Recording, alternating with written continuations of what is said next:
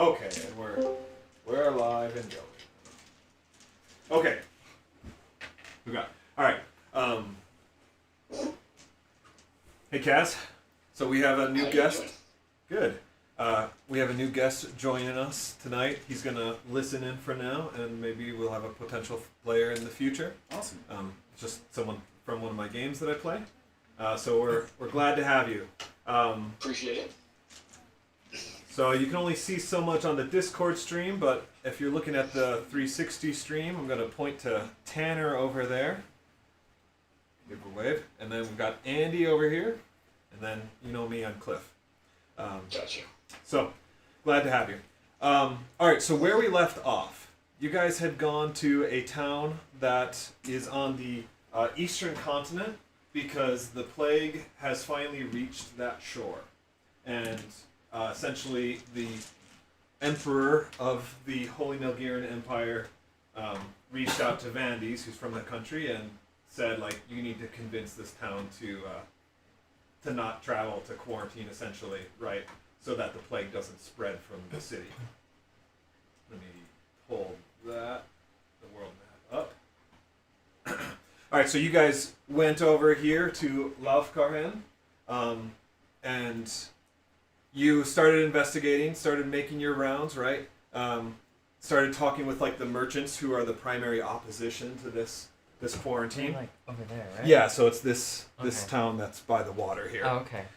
And so this is a trade town, and then Laufkarhen is on the opposite side of the border. So like this is the dwarven country to the north, Yeah. and the human empire to the south, and these two cities are like the trade hubs.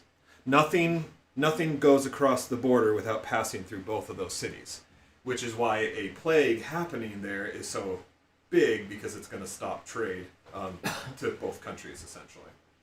But needed to happen. So you guys were talking with the merchant guilds, but as you did, some strange things happened. Necromancy. An assassin jumped out, tried to tackle Vandes, and when he was pulled off, it was a corpse, right? As you guys were at the town square, a priest identified someone who had the taint of necromancy on them, and then as you guys continued on, you went to the house of one of the merchants, and there was a nasty, evil dog with crazy eyeball tentacles popping out of him, and you killed that. All this trail led you back to a secret rendezvous that was happening that night, and you found that they had already set off right in the middle of the night. The merchants had, or I can't remember if you knew it at that point, but following the caravan, you realized that these merchants who you had been talking to, who had agreed to basically follow the protocol instituted, double-crossed you guys and just tried to abscond away through the night. But when you got there, you discovered that one of the merchants was actually a necromancer, and more related to Tobin's character, he's like an apprentice to his brother, who is a lich. And so you fought some undead, lots of merchants died, and then a giant skeleton monster kind of erupted. Oh, the bridge was blown up. Yeah. Yep. And then a skeleton monster emerged from that, and you guys had to fight that. So it was good fun. The bad guy was killed, but he seemed to, he like kind of paralyzed. He held all of you at once. Vandes kind of broke free of that with Helm's guidance, It's not some and then normal was able to monster. kill the man. Which one was the necromancer guy? What was his name? You want to make me look that up? No, you don't have to. I mean, does it matter? No. I'm gonna look it up. Like for we you. had our buddy with us, like the hunter. Yeah, Steinhardt. dude. Yes. Mhm. He's cool. He was cool.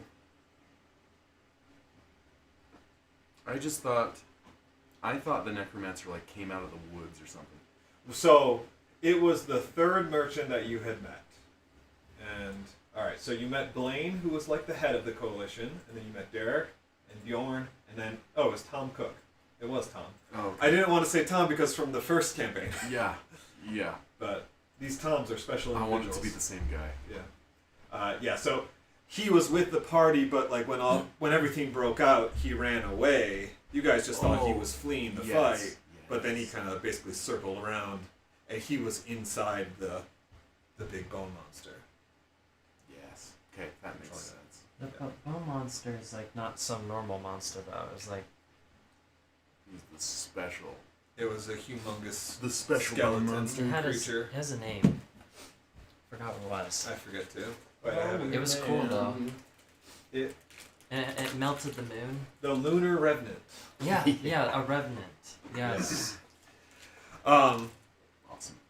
So that's where we ended essentially with the fight. We kind of got into like the next morning. Yeah, so like you guys, you head back into town the next morning.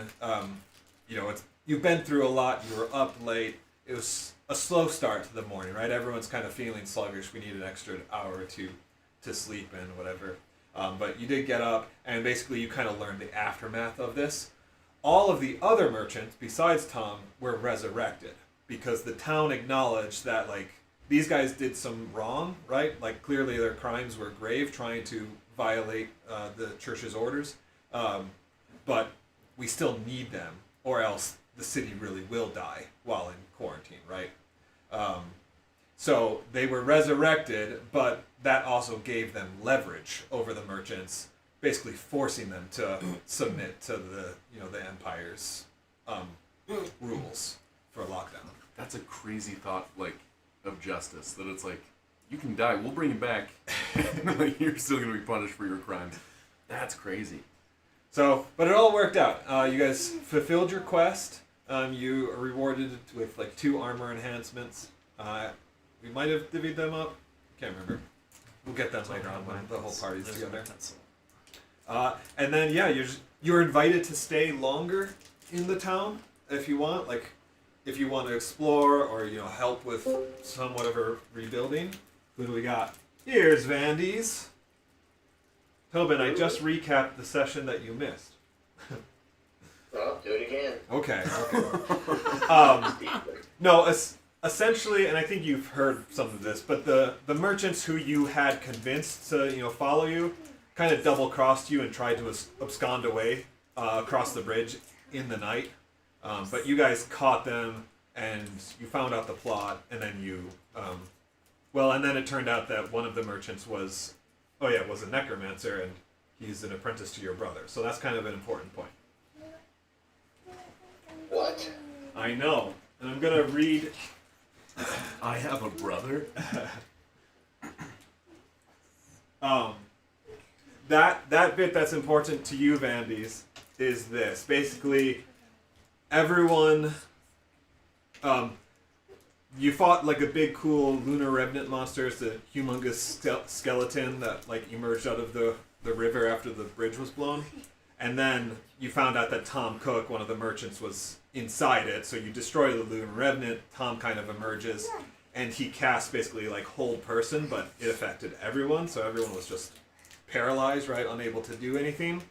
And then Vandes, you hear a voice in your head, the voice of Helm speaking to you, saying, "You're not going to let this poor display of a man overpower you with this, are you?" Nope. Heck nope. And then suddenly you find yourself free of his control, and you basically have an opportunity to attack him with your most deadly attack. What is it? My most deadly attack? Well, I'm pulling up my character sheet, but I believe it's probably my lightning bolt. I don't think I took anything. I don't think I have anything more powerful than that. He casts prestidigitation. He casts guiding bolt and hits Grimgar in the chest. Kills him instantly. Yeah, I thought I was thrown by the Revenant. No, I was thrown by the bridge exploding. That's right, yeah. I was on the bridge trying to... You were like in the pursue center of the people bridge, yeah. And I rolled randomly, and fortunately you landed on the west side of the bridge. Yes. We're still level 10, correct? Yeah, you're still level 10. Alright. Then my most powerful would be a level 5 lightning bolt. Lightning bolt.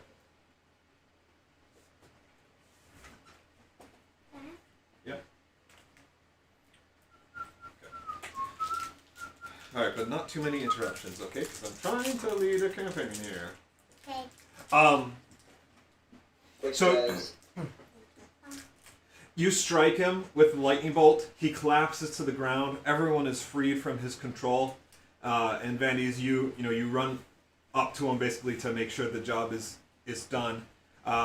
He looks at you stunned by how you were able to break free of his control, and he stares at you for a few seconds, and then he kind of gives a satisfied smirk, and then he passes away.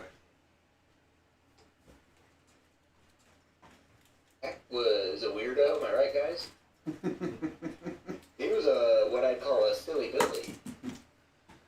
So. Did he just smile? What a creep. So yeah, you guys, that all happened like right around midnight. You go back to the town. You get your night's rest. The Empire resurrects all of the other merchants and essentially strong arms them into following their rules since they were caught in this crime. And so that's kind of their punishment and recompense. So all is well. You guys did a great job completing it. You are invited to stay longer in the town, basically as long as you want, really. But you can stay here and kind of do whatever you need in the town before leaving, or you can just get back to the island. The choice is yours. Is there anything, is there anything in this town that would be, unique to what we could do anywhere else? Or is it just, if we need to rest and buy basic supplies, we can do that here? Well, it is a trade town, so you're going to find a lot of commerce goods here. Pretty much any kind of commerce good you could be found here. This town has an alternate name, a nickname. It's Amazon. So whatever you need to search for, you can find it. By way of magic stuff, of course there's magic items, but it's not like this town specializes in that kind of thing. But one of the merchants was, he was not a blacksmith, but a trader of weapons and armor. So there's He was that. a trader? Well, he kind of was a trader in both senses, actually. I find King Bezos' great yacht and I aboard it.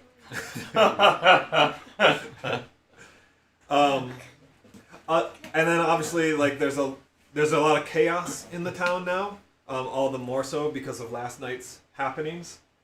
So you could continue just to make sure that the undead threat is eliminated. You could try and see if there's any leads to follow concerning your brother, since his apprentice was apparently You know what? here. We should crash a CEO's yacht. I'm a sailor. I'm somewhat famous. It's true. We should definitely crash somebody's yacht. I'm Well, always then you down. wouldn't be a very famous sailor anymore. All right. Well then, let's go to the. Can we go to the beach? If the party is willing. I don't know how many. I'm not going to the beach. I mean, with the plague going on, it almost seems kind of viable that anybody that had a ship would be on a ship. But also, I don't know if that would happen. Oh, let's go to the beach. Pick up some honeys. Sorry, Kaz, you happened to come in for the beach filler episode, I guess. The beach episode. Oh, it's all good. It's all good.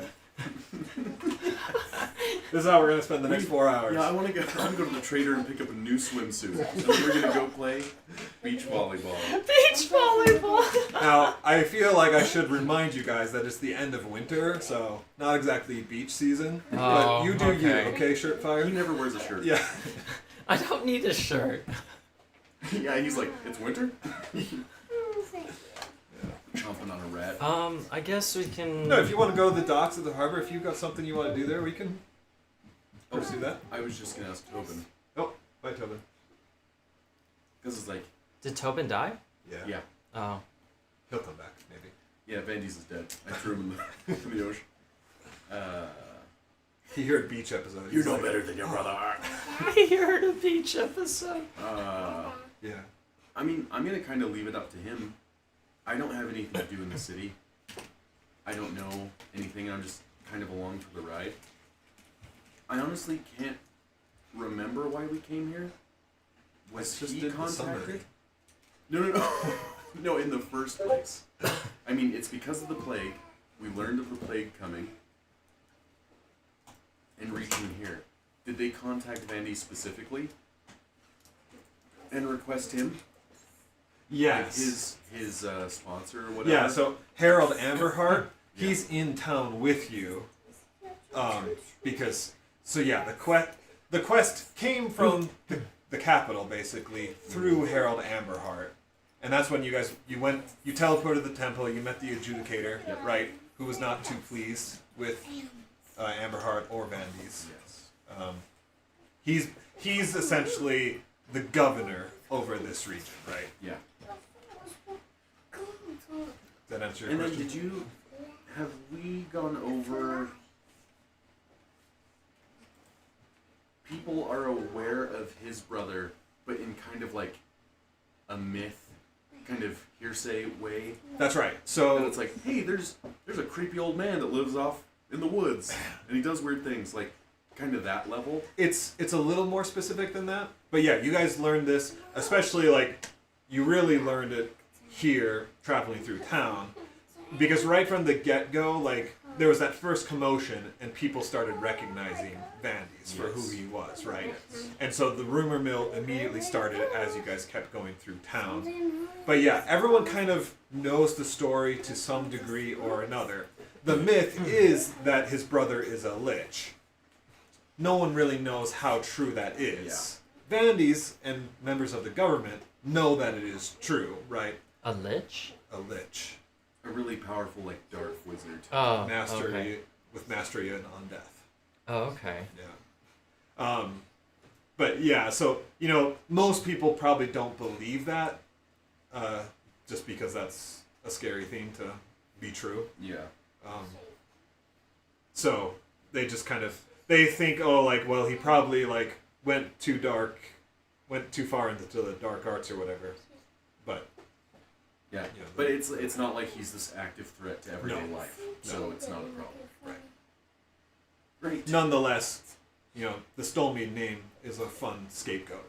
Yeah. And you guys learned that his dad has had business dealings with some of these trade networks. And some people like him and some people don't. So, Yeah. the plot thickens as far as the Stolmead family name goes. Did the like adjudicator dude, was he just not happy because of like all the trouble around town with the plague and stuff? Or was he just like, oh, Vandes is here, like a Stolmead? What he gave away in that conversation is that Vandes had agreed there was a threat here in the Redlands. Basically, a fugitive had gotten away to the Redlands. And that was when you guys did the first round of side quests. That was his side quest. Yeah. Vandes accepted that side quest, and then it didn't get completed. And so that's what the adjudicator was upset with. Essentially, you promised to do this thing, you didn't do it, and because of that, this guy got away. Gotcha. And now we've had, to do more trouble with it. Did he mention him like still being an issue in the Redlands? He didn't really go into detail. So it's just kind of out of past. Yeah. I mean, you guys could dig into it if you wanted, but... Because that's the only reason I think we would stay here is doing any sort of... Cleanup? Yeah. And like quests for them. Yeah, and at this point, you could learn this as much. At this point, you guys are considered corrupted. Not corrupted, but like infected, right? Because you are now in the town. So you can move about the town, but you cannot go anywhere else in the nation. You are forbidden from going anywhere else in the nation. Of course, you can leave the way you came, right, and go back to the Western continent, but don't go anywhere else or you risk spreading the plague. So we can't go anywhere else in that general area. Yeah. You're not supposed to. You're not supposed to. Oh, but We can go anywhere we want. we can be illegals, essentially. We just have to jump the border. We just have to kill him. Well, you have to jump. You have to jump the bridge that got blown up. Hire a coyote runner. We can do that. Well, we could jump a bridge. They do that all the time. Did we have a specific time frame when we had to get back to? You didn't. It's been, I want to say 4 days Yeah. now. So the time will be coming soon, but you haven't heard back from them. What you guys have been doing is basically you check back after every side quest. Yeah. Now you do have a side quest waiting that you guys had, decided you wanted to do, which is to go back down into the 10th floor and figure out that control mechanism that you learned about in the wall. But what's her face was going to come with us. Yes. Yes, Queen do. what's her face. Yep. Yeah. Who that one? That one lady. She's totally not going to disintegrate you. What is Yeah, this, I Cliff? hate knowing about her. That's what makes it so good. I know. Is that you know exactly who she is. That is the Obsidian Eye. That's the island where we go down into the. No, Dungeon. that's not. This is. That's the one. No, it definitely is. This. No, I know what I'm talking about. This was created 500 years ago. It's called the Great Sundering. No one really knows exactly what happened, but there are tales and there are people who lived during that time still, like elves. This used to be a mountain range that connected Oh. the two continents. And then 500 plus years ago, some great cataclysm happened that shattered the mountain. All of the water from the ocean spread, flooded into this valley, because it used to be like a desert valley. At the same time, this opened up as well, and the iron ladle emptied, which is why it's lower than it used to be.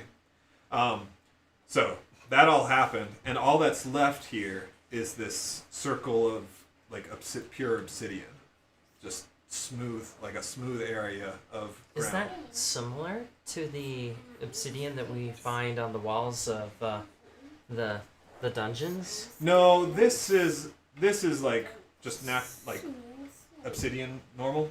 The Okay. walls that you found under the dungeons aren't they're not quite black like they are. It's very smooth like obsidian would be, but it's not the same stone. Oh, okay. And you would know because you got stone cutting. Oh yeah, that's right. Hey, you're the stone guy. Stone guy. Hey, whatever he wants to do in his free time. I like rocks. All right. Tobin's back. I like rocks. So let's make a party decision on your next step. Do you stay in town and kind of ho hum and do whatever? Do you head back to the island? Yeah, Tobin, we were gonna. I think we're kind of deferring to you, as this is your home, your place of business. If there's anything you want to do, there's nothing else that we really need, but we'll stick with you. I would like to investigate the wizard who to be an apprentice of my brother. Okay, so the whereabouts of your brother, you said? Well, yeah. Yeah. Any information, really. So you can, of course, who would you like to focus your talks on? You got townspeople, merchants, government and church officials. Well, this guy who claimed to be the guy who claimed to be a student of my brother, who is he? What was his? Who would know most about him? So that was Tom Cook, and he was the third merchant that you went and spoke to. He was the guy who was really helpful to you all, and he ultimately pointed you to the house where the crazy dog was. Yeah, so I would want to talk to the merchants then. I don't know, they probably know more. Yeah, so they can give you a history, and of course, they are very accommodating now, right? They essentially owe you their lives, and they've been greatly humbled by the whole ordeal. So they're going to put up no resistance to your questions. Information that you would get, easily from them is just Tom Cook has been a staple, in the Merchants Guild for decades. Before him, it was his father, right? So like no one ever would have suspected things. One of them, would as they think back, Blaine, who's the head of the Merchants Guild, would kind of like realize that Tom started making more personal trips than he used to, right? And he kind of said like he just wanted to get back to the roots and like understand the business from the ground level. And now looking back, perhaps that was him making long voyages to your brother, essentially, to his master, that kind of stuff. But no one can really Do you like. know where these long voyages were to, or no? He just knows that he had them. He just knows that he had them, because it's not like they would really track each other on their, the ships, like where the ships were headed. That wasn't really part of their business. As far as what Tom said, sometimes he was going west to Anatar, sometimes he was going over to Palazan City, which is on the southeastern end of your country. So, kind of hard to say. But the Western continent is the primary place where seabound trade goes. And it's kind of equally split between Lord Ilarion, which is the capital of Enclavia, and Anatar, which is the capital of Anatar. Gotcha, okay. So he was really like everywhere.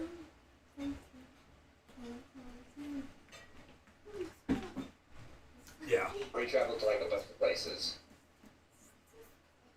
Yeah. But, you, even before your brother turned, like, you don't remember ever seeing Tom, in your house.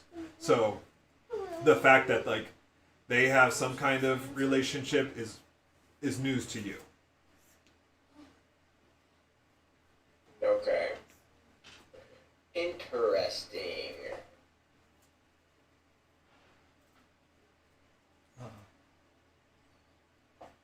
Well, so he didn't have a lot of information, like, necessarily on, like, the nature of these journeys. They didn't really know. But, if we were to go down to, like, the docks, would there be any... Did we just lose him? We sure did. His internet at night has been failing.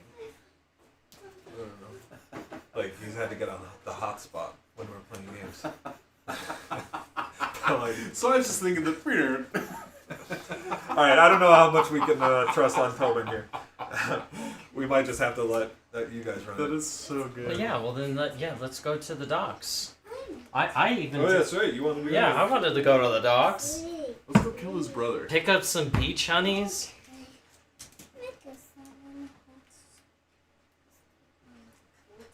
Go clubbing at the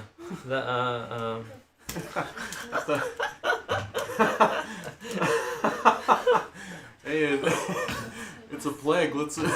Hey, let's live it up. that's what I do. Clubbing is a sinful activity in the Holy Belgian Empire. Yeah, we're in. Unless it's seals, okay? We're like we're looking for. Unless it's what? Seals? Seals? Clubbing seals. Clubbing seals? We're in Israel looking for a club. Yeah, pretty much. Oh, is this not a clubbing area? I mean, we're in this whole Country. is like super religious. Oh, it's like Israel. Exactly. Oh. That is a good insight. No, but there was a rave going on. Remember the rave that were That was Tel Aviv. in Israel where they went in and shot up everybody and kidnapped them all? Yeah, let's do that. So we're in. No, but we can still go clubbing. We could find something. I mean, there's taverns and Yeah. It's not like the country is like super pious, but like it's gonna be more locked down and restricted. I have down on here. It's not like We got 4,000. in Clavio, okay? 615 gold for the whole party, so we could just party on. And party on, Wayne. So Tobin was saying like he wants to figure out more about his brother's whereabouts. Yeah. So I mean, being level 10, That's pretty good. Is his brother older or younger? Older. Oh, that's not good. Okay, Tobin says, I was wondering if we could go down to the docks and question people about Tom's ship and crew. Oh, that's a good idea. Great. Yeah. I'm going to the nearest yacht. Yeah, let me go Well, I question mean, these people. Tom's ship would be one of the nicer ships in the harbor, right? I mean, he's a well-to-do merchant. Okay, well then And- let's go and there Tom- then. And Tom wasn't brought back, correct? Tom was not brought back. You generally don't want to Ooh. bring back Yes. necromancers. Let's commandeer his yacht. Good. You want to commandeer his yacht? He's dead. He's dead? Yeah. Let's Yes! take his He's yacht dead! It's ours now! and crash Let's it. do this! Let's crash it into someone else's yacht and question Yes! Yes! Perfect! The perfect party! Alright, you guys make your way down to the docks. Now, like everywhere, it's going to be more closed down. But also, the rules of this lockdown are not so much within the city. It's going beyond the city, right? The capital wants the city to continue to live and to thrive. They just want to keep the sickness bound. Naturally, some people are going to, quarantine themselves, right? Just because there's a plague, they don't want to get sick. And also, you can tell just walking down that rumors are already circulating about the events of last night. It's clear that in this town, rumors spread very quickly. And you get some looks, and people watch you, you can kind of tell they're talking about you, right? But no one's pestering you about it. They better not, or I'm going to give them the plague. Nonetheless, when you get to the docks, it's still operational. And I say that it's at the same time, because at the same time, seabound trade is closed off, right? There are military vessels out at sea preventing any trade. But just like the land bridge, they have a system to continue trade, but it requires basically moving goods to a middle point, backing off, and then a second group comes in and takes the goods. It just happens very slowly. That said, people, and you can talk to people, right? They just want to continue on with their lives. So even if it just means sitting around the docks talking, because there's not as much work to be done, that's what they want to do as a coping mechanism. That's nice. Make sense? Yeah. So, we'll definitely want to investigate, trade.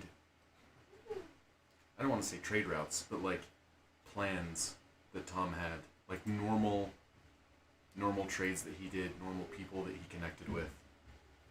Because if he's smuggling out dead bodies, he's probably doing that here at the docks too. Maybe not. I mean, he was probably giving the dead bodies to Vandes' brother. We didn't figure out he was doing it to try and spread that thing. I guess we don't really know know the motivation. Yeah. What you can put together from this point is that somehow he was getting bodies from the cemetery. He was storing them or holding them in his basement of his house for a time. You don't know how long. And then the next thing you know is that there were bodies in the trade caravan, which all animated at once. And that's where pretty much all of the undead came from. Yeah. So I guess I don't think he's doing it by sea. Where is he shipping them off to? He was traveling with the caravan himself, personally. So I don't think he's just shipping dead bodies. But what did Tobin say exactly? He wanted to go to the docks and then question people about Tom? Did he say... I think he said he wanted to specific? go look for some honeys. So I don't know if he wants to make toast or something.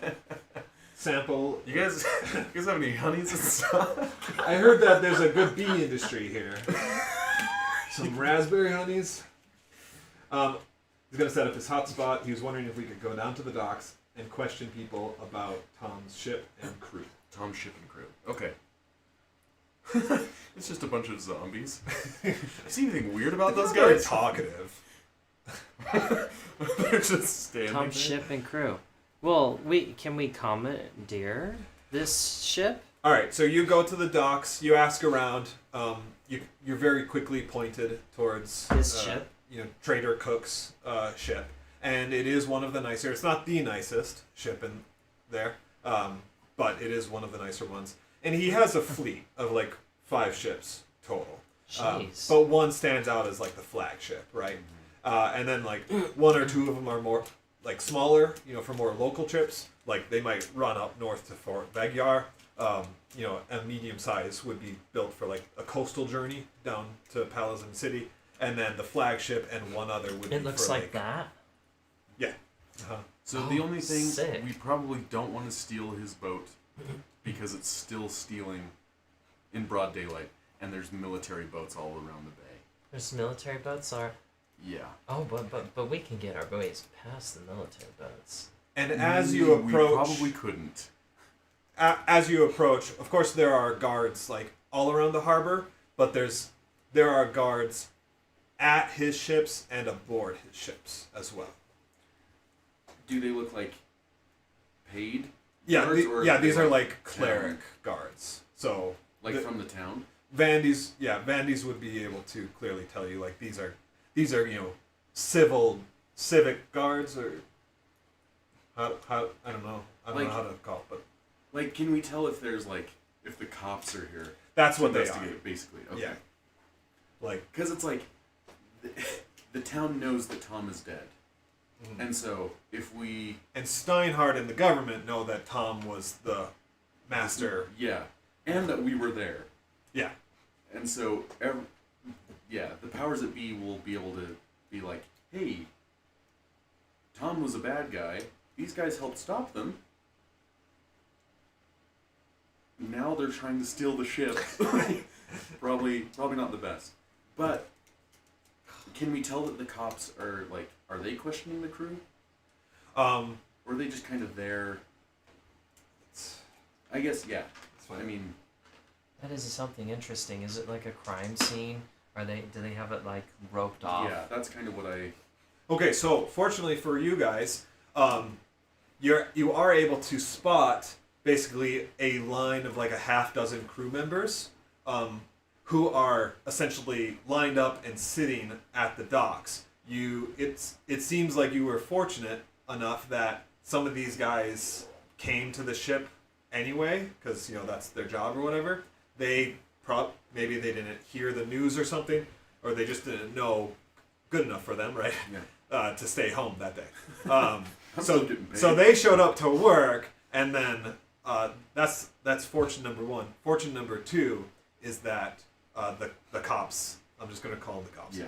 The cops have not hauled them away The yet. popos. The police. So they are there, and you may do with that as you will. That's good information, but also makes our job a little bit harder. Well, can we go during the nighttime, swim onto the boat? Yeah, but then we don't know if the crew will be there, because they'll probably just go home. So we need to talk to the crew then. Yeah. So we can see. I mean, the cops will basically, they may know about us, and know that it's they're good. Am I people. famous enough to woo some of these cops? Because it is nearby my hometown. Yeah. If we could just try and approach and be like, hey, we want to. Here, one moment. Let me see what I got. I've long rested. You guys should all long rest too. Okay. I got persuasion. Oh, well then we'll just go to the nearest inn and we'll select our own beds, I guess. Is that minus 10 gold or something? No, your stay here is covered by the church, Oh, so you don't need to pay. I just wanted you guys to be at full HP and stuff, okay. in case. Before I something kill you. happens. But we still need to make sure to hit up with this the crew because Yeah, they're all so lined That's up. what we're doing. Yeah. So you guys go up to the guard, who's nearby these prisoners. How do you want to start things off? Ahoy! I have That's it. persuasion. I don't. Almost I don't, on instinct, the crew members despite being, they're not tied up, but they are, they're being They're watched. detained. Anyway, you hear a few of them kind of instinctively say, "Oh, Yeah, it's like yes. I don't have that good of charisma. What's your charisma like? My persuasion is +1. I don't know. Charisma +1. Okay, better than mine. Yeah, That's negative. You kind of need somebody here for charisma. Yeah, if only we had somebody with charisma. I have 2 bottles of alcohol. Hey, that can that's enough definitely charisma. increase my charisma. All right, I whip got out the the raise. alcohol. I say, Well, not in front of the cops. not in front of the cops. Let's not bribe anybody Do yet. you Let's normally just whip see. out alcohol for the cops, Andy? Open bottles in public. Yeah, I just want to see if we can board, or like, maybe not. I don't even want to talk to the crew first. I want to talk to. Would they The let guard. us on? Yeah. So this guy, he looks at you, right? He says, "Who are you? Who are you?" He doesn't know who I am. I'm shocked, by the way. That's how conceited I am. You already have a There's picture that definitely you're trying you to don't sign. know who I am. I'm Shirtfire. Yeah. I'm the one who bursts into flames whenever I run into action. How do you not know who I am? He And I go. he calls over a couple other guards without like really giving away anything, right? Like he remains pretty stoic about it. He calls a couple other guards over and then he says, "Can you got anything to prove your identity?" I burst into flames. So you activate your rage mode Yeah. so that you're flamed. Ah! Immediately, they all go, "Oh yeah!" And they're all just like, "It's him! It's really him! It's Surefire!" I am amongst friends here. I love that. And like the most vocal of them all is a dwarf, who yeah. lives here. And he runs up and he immediately starts putting his hands in your flames, and he's like, "It doesn't hurt! It doesn't hurt!" He's so excited about this. His beard's getting singed. The commotion draws attention from other people. Some of the guards that are on the boat kind of look over the deck and shout, hurrahs or whatever. And yeah, I mean, even these sailors who are restrained are kind of like, oh, they're enjoying the show. So it's a good mood all over the place. And suffice to say, you have established your identity, and then they acknowledge, they know who you are. They suspected just by your garb, right? Everyone's appearance of who you are. They just kind of needed to know for sure. Okay, well then, we're curious, and then I probably after some how to describe it, some catching up with my fans, my local fans. We probably. Your only fan. You guys subscribing? Or, after some carousing. I asked them definitely where the local pub is. That's first, and then we got to know a little bit more. Hey, we're on business here. You guys got a good, a good pub? Yeah, we should see, hey, you guys know who we are. We just need a word with these. We're doing some research for a crew. friend. We want to know more about the boat and just We kind of. killed their boss. They're totally accommodating to you at this point. If you want to question the crew, you're welcome to. If you need to board the boat and inspect it for whatever, we're doing investigations ourselves, but your help would probably be appreciated. Oh, So, cool. Great. so yeah, you have free access to the crew and the boat. Oh, okay. Beautiful. All right. Well, then we line up the crew, They're already lined up. Look at that. actually, it'd probably be best to question them one by one. Batman style. Good cop, bad cop? Good cop, bad cop pushes them in the water. Tell me what you know! Yeah. Well, we should definitely question them. Where's Tom? Yeah. Should we If you wanna one-on-one pull or somebody- just all at once? I mean, We could probably best do a one-on-one. well, we could probably pick certain ones out, and then Well, let's just ask who like the most senior is. the most senior. Yeah. So the captain. Is there a cap? There's definitely captain. There is. The captain was smart enough to stay home. Yeah, I love that guy. Who's the next in command? Who's Well, The first mate was also smart enough to stay home. I love those guys. We got You're- a bosun here. You're basically dealing with the bottom.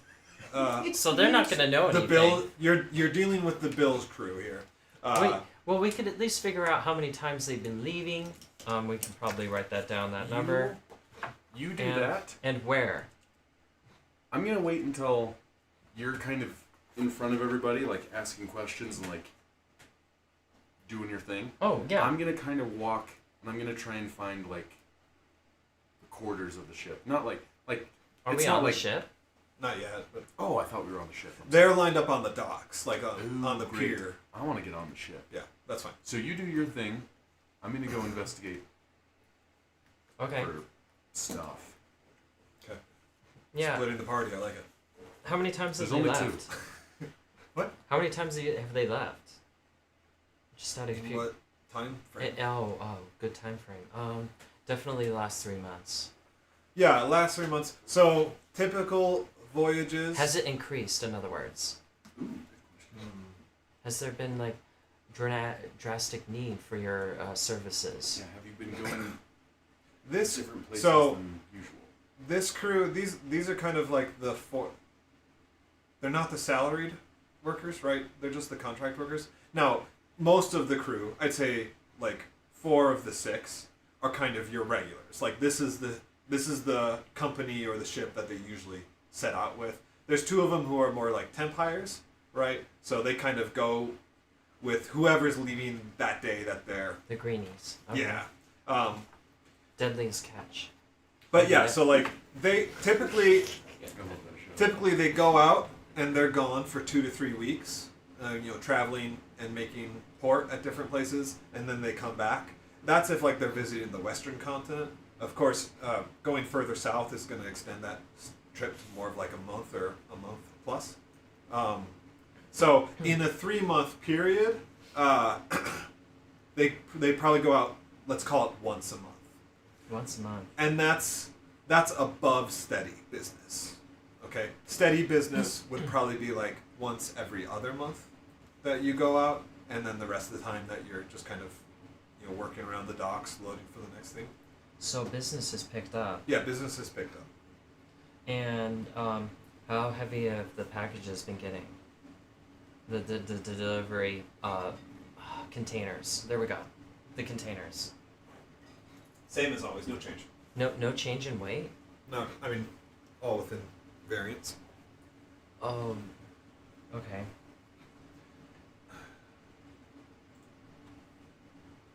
So, Tom. I should have named it Tom because now I just keep thinking of Dutch. Any other Melting people Tom's brains. coming on the ship? It's All right, an act of so- mercy. So, I want you to do an investigation check. I'm not going to give you this information for free.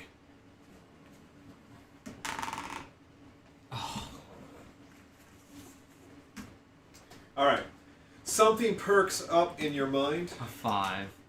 like you should. There's a connection there that you should be able to make between Tom and the information that you just learned, but you can't remember it at the moment.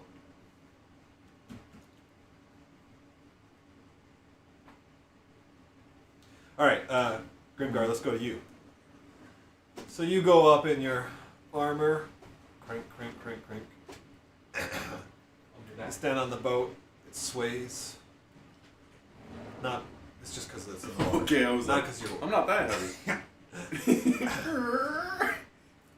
just Yeah. trying to set the mood. Perfect. What? Yeah. What? Are there guards aboard? There's guards up on deck. There's one nearby. He asks, what can he do for you? What can I do you for? any good pubs around here? Yeah. I want to ask. I'm glad you heard that. What have they found so far? Of course, they have investigated the captain's room, and that's Sure. right. That's on this deck, Mm-hmm. as you'd expect. So they're in the process of going through like ledgers and journals and just all that paperwork that the captain would have done, but it's just like one guy right now. So mostly what they're doing is just collecting and organizing it into different categories so that someone can go through it. But the actual investigation of all that is not their specialty. Okay. Good thing investigation is kind of my specialty. I'm gonna go into the quarters and talk to those people. Yeah, so there's one guy, and clearly this isn't like your normal armor-clad guard. This is more like a detective. Yeah. Right. So he's going through. He greets you. He recognizes you, immediately, and says, basically the same, like, "Hey, Grimgar, right? Like, what can I do for you?" Like they just told me that you're basically just kind of going through records and compiling them. I'm here to help you just as much as like you can help me. We're trying to figure things out and see if there's anything afoot. Great. The foot collection is over there. Here's the crazy you say that. This Necromancer. this You guy never has- know. This guy has a bunch of human feet. Oh. And ears for some reason. Yeah, in his flesh cabinet. Yeah. Haven't really looked up over there. Didn't see much importance to it. Yeah, I closed the door real quick and started going through the books.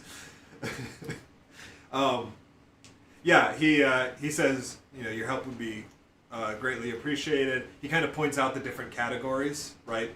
Maps, like charts that kind of, he has ledgers for business or where they've been. You see he's going through one of them as well, trying to dig through that. Just different categories, so kind of whatever you want to look for here. Yeah, I want to look for... I mean, if there are manifests, they're not going to be stupid enough to... Like, if they're smuggling right cargo... foot. If they're smuggling things, they're not going to put it on a manifest. Of course. Or it's So- going to be mislabeled as something else. Exactly. Yeah. So that's not what I'm going to look for. I do want to look for places that they've charted that are kind of out of the ordinary. Yeah. And then also maybe in the ledgers, payments that don't add up. Because again, I'm gonna leave it to Tom to probably not be stupid with it and not record. I would bet I most got of the payments are done in 300,000 cash. gold. Yeah. Yeah, he's not going to include it in his ledger, but I do want to look for like names that stand out or just places that stand out that they don't usually go. Okay. Go ahead and make an investigation check.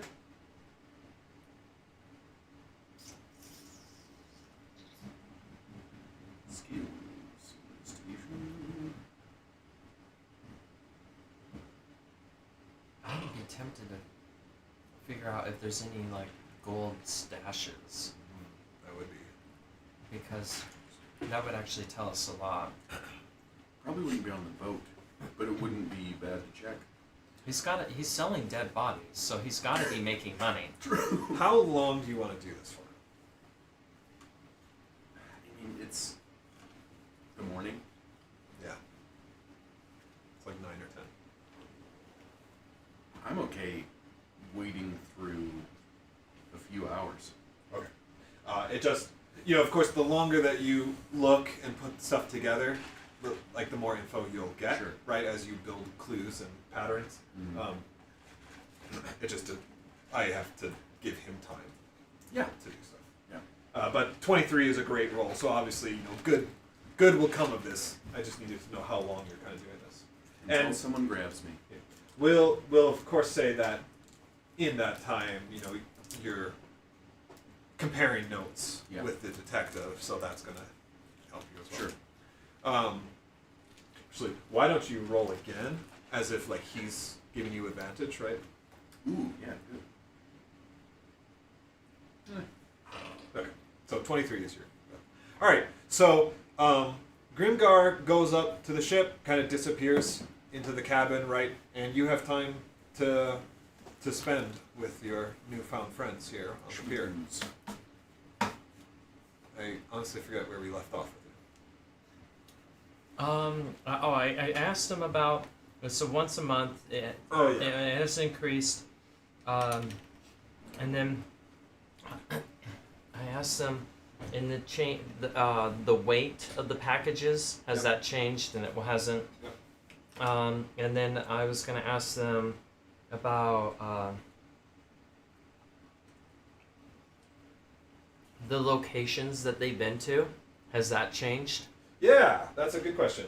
Let me pull up the world map. That's more useful here. Okay, so of the crew that is there, they confirm kind of what I told you before. Their most common ports are Anatar and Lord Alarion. Now, a couple of the more veteran crew that are there have been to places like Palazim City. One of them even talks about going to Tarloon. However, that was a long time ago, kind of when the city was first getting founded. And there hasn't been much business. Wait, what was the other one? Palazim City. It's another major trade port for the country. So, of the crew that you have, that's where they go. They mostly stay below decks. I mean, they clean the decks, but they're not involved in the primary shipping, right? There's no navigators here, or like people who would be in the crow's nest and kind of operate that. These guys are the basic grunts of the ship. Yeah, but you're gonna know where you've gone. Yeah. No, I'm just saying like they don't spend a lot of their time above the deck, right? So there hasn't been any multiple visits to one location? No, that's most of their trips have been to these. That's just like Lord Alarion and Anatar. Yeah, and these are the capitals of their respective countries. Interesting. So it makes sense, right? That's where most of their trade goes to. Was there a second part to that question? No, that pretty much that tells me a lot that it doesn't seem like this boat could be the boat that we're looking for. It could be. Well, no, you said there's smaller boats to reach different distances, so this boat should be the one that we're looking for, because this one can cross the Lord Alarion and Anatar. Oh, fudge.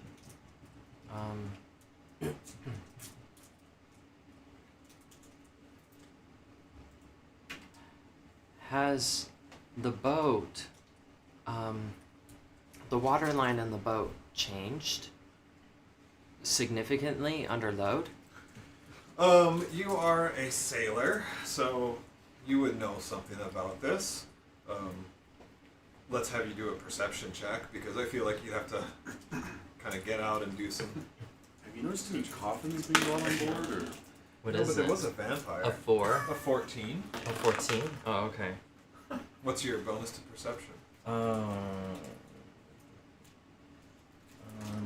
3? Wow. Yeah, so you can tell like nothing out of the ordinary is from this, and so what that tells you is that this ship has not been, heavily loaded down above what it should be. As far as you can tell so far, everything is operating in kind of standard. Interesting. So there's measures. nothing really that screams. Can I glance at other boats of his? Are they all here? Yeah, they're all here. That's weird. It's not, Is it not? because the city's under lockdown. So Oh. Trade is basically, going to be a little... once they come back, then they have been locked down. Oh. Okay. Is there any other as I look at each boat, I could probably check the water line and the different barnacles Yeah. at what it will, and sea does things to the side of a boat. Sure. You'll definitely see. Is there any change to the other boats? All of them look pretty good. Well, he's definitely shipping bodies out of these boats. There's something wrong. Interesting. Okay. I guess one of the lighter skiffs, you can tell, like, it's been running light. The water line has dropped, I guess, relative to that. So, like, it sits higher in the water. It sits higher in the Yeah. water.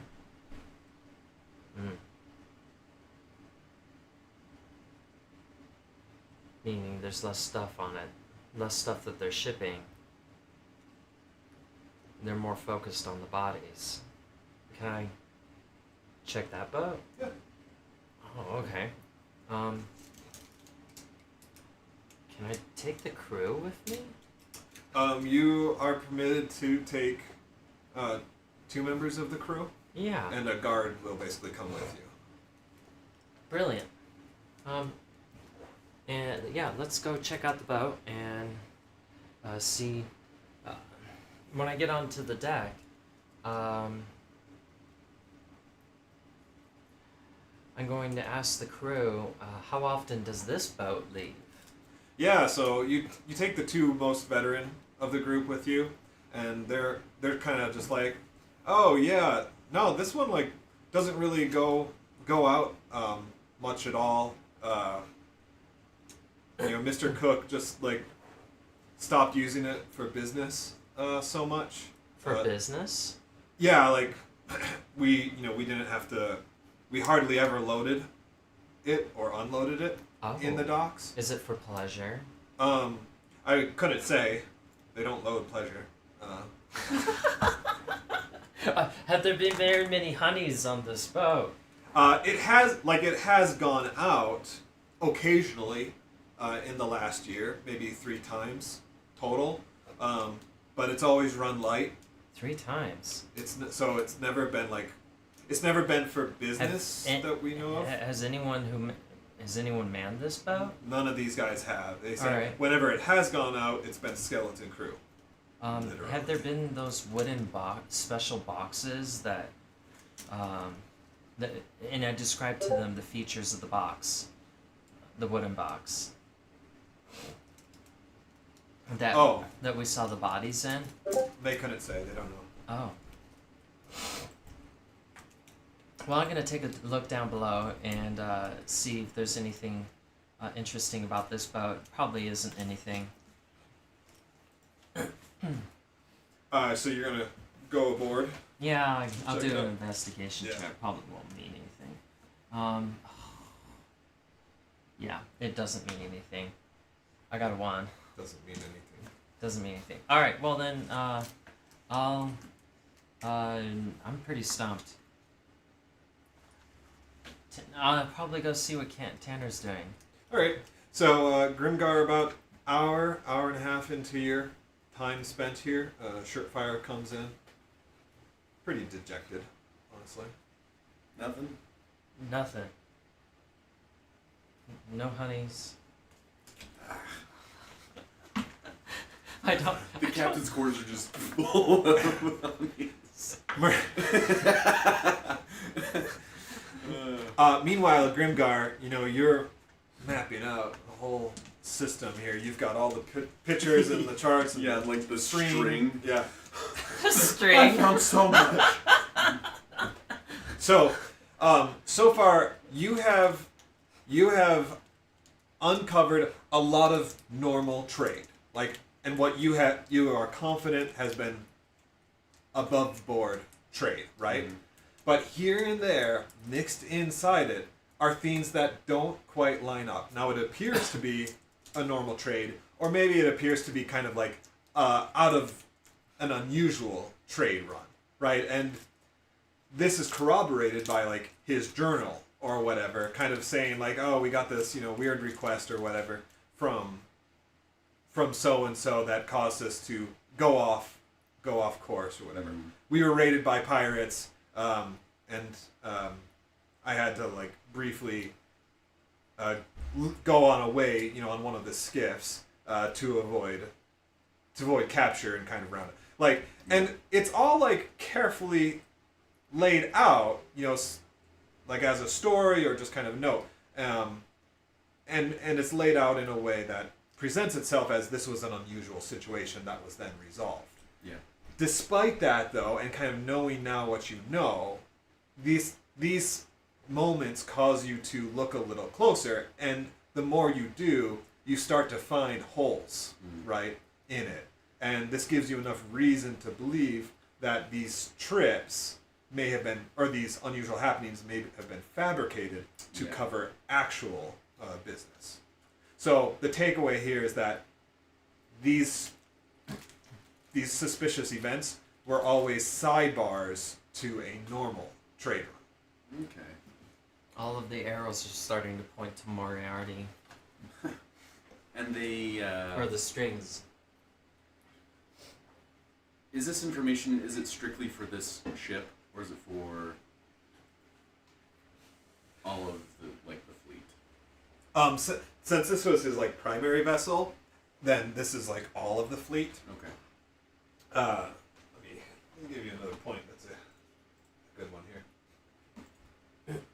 So, in fact, the most glaring, the ones where the biggest holes exist, all occur on one specific ship. And there are 3 of these events that happen in the last year. And as Shirtfire comes in and tells you kind of what he was looking at, you realize that it's the same ship, this light vessel that... so we've narrowed it down now. that was part of it. Okay. This ship I was suspicious of. Yeah. That had nothing on it. And as you keep like cross-referencing these events, you see that other times this ship was sailing in the same fleet. So it was like an escort vessel. An escort. Oh. Interesting. So they had it roped on to the other ships. I mean, it could have been piloted, but it didn't necessarily have to be roped.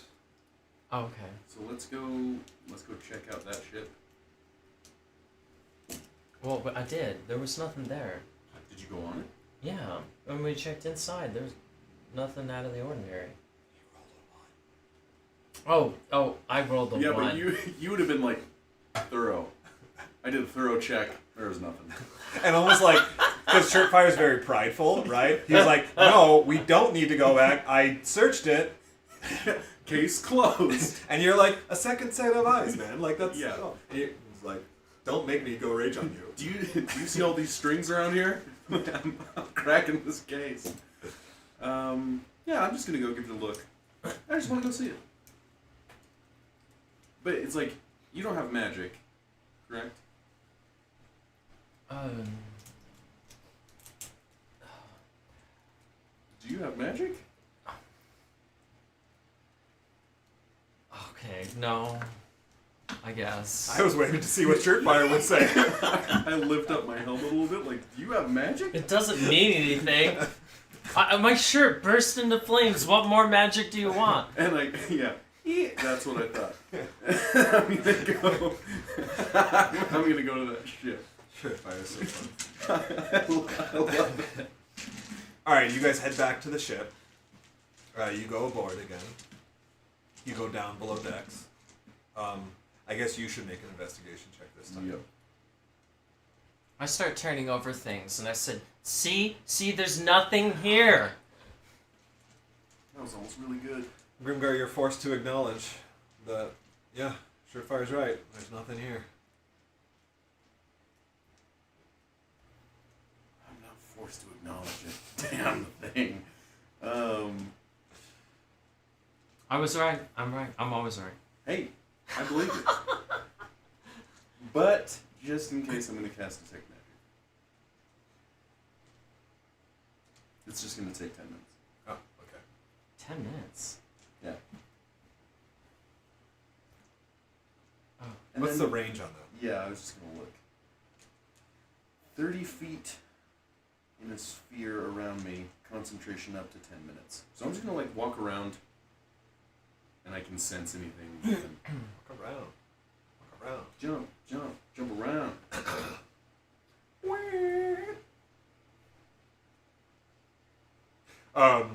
Okay, as you do, it's faint, but you are able to see a little bit of blue glowing from beneath the floorboards in a tucked away corner of the ship. It's not like very obvious, right? It's not in like where there's not really captain's quarters in this. It's too small for that. But where like obviously the captain would stay, the nicer of the rooms, it's not in there. It's more like in the storage hall, and you have to go. So you see the faint light. This forces you to go down into the bilge, right? Yeah. And the bilge is where like the seawater and refuse collects. It's a nasty place. There are rats down here. Bilge rats. Exactly. Swim in the water. You know, it smells like, do not drink any of this water because it's bad. But as you do go down there, you notice that the light glows brighter. And yeah, kind of tucked away in a false wall, even within the bilge itself. It's actually like in an upper compartment, so the floor between the bilge and the lower deck is like this compartment that you're able to remove, and that's where the glow is coming from. Within that, make an Arcana check, are clearly some arcane devices or tools for arcane rituals.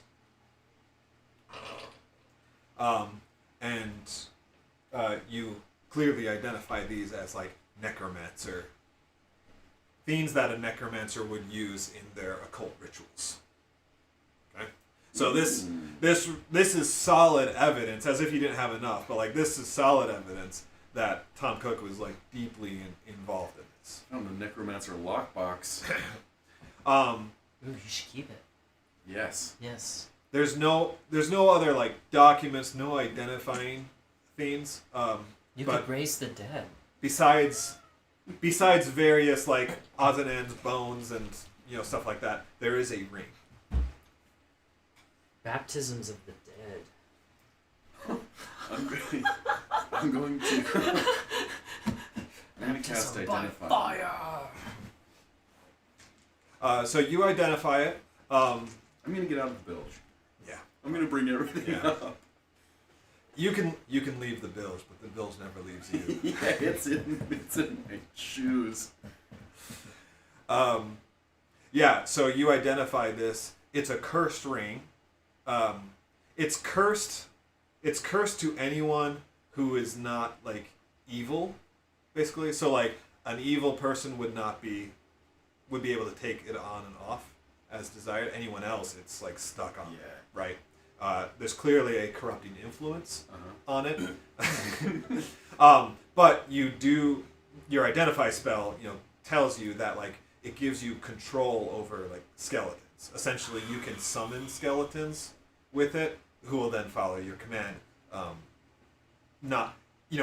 it wouldn't be broken by concentration, right? Yeah. I'm like, come on! I really want that. That sounds cool. Alright, well, should we give it to the policeman as It has a evidence? really cool name. It's called the Cursed Ring of Summoned Skeleton. Actually, I don't think the policeman One. will care. What's Actually,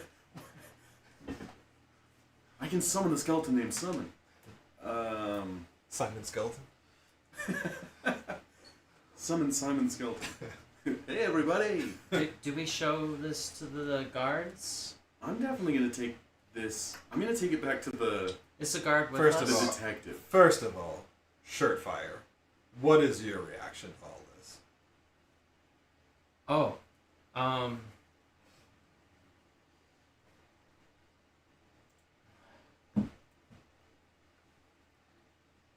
I did not put that there.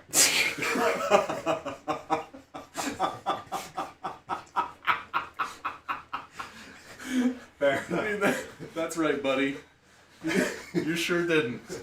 Well, let's get out of here. That was definitely. That was definitely not there when I looked around. Don't say that in front of the cops. I definitely didn't put that there. All right. I'm going to keep the ring, though. I'm going to put that in my pocket. Yeah. But it's like, look at all this necromancer stuff that we found. Yeah. Should we let them know? Yeah. Yeah. Okay. Well, Like, yeah. go to the detective. They're probably gonna confiscate it from us, though. Yeah. Yeah. That's why okay. I'm keeping the ring and not telling them about that, but I'm giving them the other stuff. No, like Scout's honor. There's nothing else that you found. It's like, of course, I'm not a scout. But you say it out loud. It's reverberating. I'm not a scout. You never mastered like the art of whispering. Yeah. I get really close. I'm not a scout. Don't tell them. I'm like, you're not a scout. What? This is of course a great find, right? Like, and this, like, that alone is gonna close the case on Tom, like, and He's give guilty. the government like everything that it needs to fully confiscate, like, you know, all his property and stuff, and kind of get whatever they want out of it, and then just kind of they can pin the blame all on him, like they were anyway, and it is his fault. But this is just like solid evidence. So this is all great news. Points them in the right direction. You've done a good deed. You guys get 500 gold as like a reward. Does the news talk to us? For this? Oh yeah, the news lady. The news is carefully controlled in the Empire. Oh, okay. So they're not gonna have reporters There come is no talk to news. us. But isn't all news carefully controlled? But No. No one thinks that. But yeah, no, you're so job well done. That doesn't, like, job well done for them, not really for us. That doesn't get us any closer to the actual necromancer. The big lich himself. The big L. Mr. So Big it Lich. would be nice to figure out where the freaking boat was going. If we could figure that out, then we could definitely. Is there a way to track magic of that origin or of that across the sea? I don't think with that kind of scope, no. No. Yeah, that's kind of like DM discretion, because it's not like hard ruled, but like I've allowed traces to follow a little bit, but not very far. Not very far. I mean, that at least kind of tells us, hey, this is a port city. This guy is using his trade, literally his trade, to promote necromancy. Like, he's spreading this. So there's a good chance that it is Vandes' brother that's doing this. I would say there's a very strong So wait, chance of it. what this means though is if we go to one of those two places, then we're most likely to encounter the undead, which is fascinating. In our next visits. We've been to both already. Granted, this was before the plague was like super crazy spread. Yeah, well, we might encounter the undead now. Yeah. See, now I want to know what Vandes wants to do again. I really want to go after the lich, Can we text but Tobin? he is a I lich. just did. Oh. He's a lich, and I don't like that. Well, if you'd like, the government has what they need. Yeah. So if there's some of these, documents that you like didn't get to, right? Like you kind of, there's more there to be discovered. If you want to like take some of these to keep pouring it, during long rests or whatever in your free time to keep unraveling clues, we can just rule that. Yeah.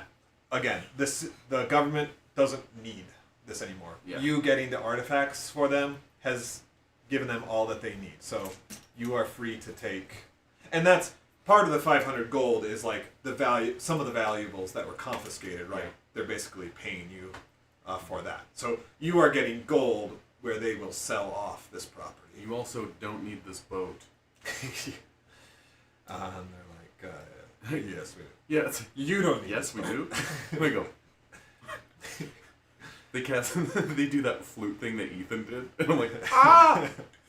You know, what'd be interesting is to confiscate this boat, and then just the small boat, and then we'll put it on a wagon, and then move it to a different piece of the ocean where the army isn't. If teleportation wasn't as efficient as it is, I would love to steal a boat. Oh, we just teleport? Is that what we've been doing? Yeah. So Tobin says he's on the phone with Xfinity right now. His internet never came back.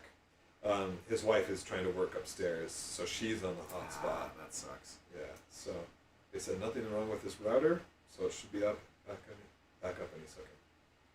Wait, Xfinity? Yeah, it'll be back up in a few days. Yeah, that's gonna be all night. And wait, it says router?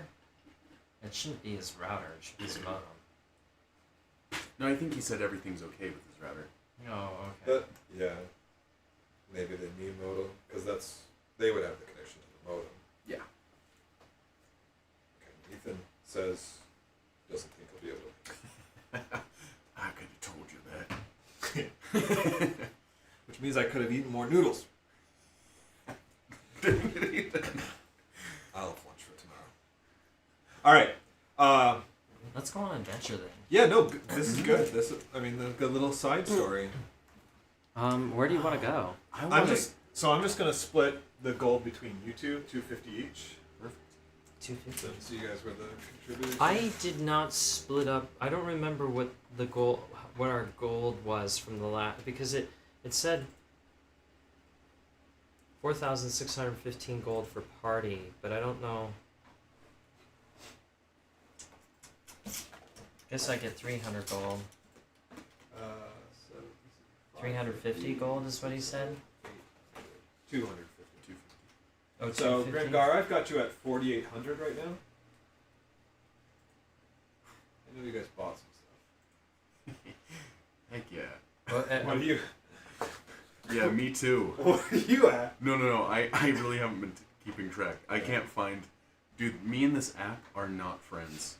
Like, I've been keeping pretty close Oh, track that of is what I things. have. Oh, Right what- now I have 4649. Yeah. So You actually have a number for us? Or what is And like, I can, whenever I update your characters, it's gonna pull the gold from your character sheets to mine, and then I think I can upload it back to your D&D sheets. I've never tried because I don't want to screw stuff up, but I might after this just to keep them synced. I had no idea that I had that much. So Would that's be cool. Were nice. you here for the shopping adventure? No. That's why. They all blew a bunch of their gold Yeah. going to the magic store in Raymouth. You know how Oh that's yeah. I was there for it. I just didn't buy anything. Surefire, I have you at 10 gold. Really? Probably because you spent it all on booze. No. I remember the 10 gold that I swiped, and then this I guess is now 250, and then didn't we receive gold coming out? I've You know, never spent. That's it's just because like I made your character sheet and I just made it with 0. So what do you have on your character sheet? Oh, it was the 250 that you gave us for that, and then the 10 from swiping from the dragon, Yeah. and then the you said you gave 4,615 to the gold for the party. Well, for the party. You don't need to track party gold. I keep track of party gold. So that's just only for the what's party? This 4,010? I don't know. Maybe that was mine. That's probably yours because every time you guys complete like a dungeon, you get personal gold and party gold. So I'm gonna put you at 4260 as your personal gold. 4260? Yeah. Okay. Cool. Okay. Let's continue then. So are you ready to leave Laufkarhen? Yes, I want to get the freaking heck out of this city. I'm done with these weird Jews and all of their What? all of their religion, no freaking honeys, and it's cold, and there's freaking necromancy going on. I'm done. I'm done with being here. This is a weird city. When I leave, I give 2 middle fingers to the city. I'm like, done. You're arrested for that and thrown in jail. All right. Your fans are like, what the heck, man? When all is said and done, like with the investigation, kind of all that stuff, it's about 4 o'clock. So at this point, you return back to Harold Amberheart. He, kind of remarks like, "I heard you guys have been busy doing some extra work for the city. Grateful for that. I haven't met with the adjudicator, but what I hear is he's pleased with both the main task as well as the extra credit, the extra assignment that you guys did. You better be. He's rude. So, so genuinely, like, thank you for doing so much for the city. I think bringing closure to all of this with Tom Cook will go a long way to helping the stability as we kind of go through this next challenge. Have we heard Vandes talk about his brother openly with Harold? I would And is Harold his first name or is it a title? It's a title. Okay. And his first name. No, but like in the Empire, your title kind of becomes your first name. Oh. Like, it's not really, but like, Sure. people stop calling you by your first name once you have the title, right? The they'll just title call you is the title. Yeah, exactly. And it's probably similar to, like, in the church here, how, like, once you're a bishop, everyone just calls you bishop, right?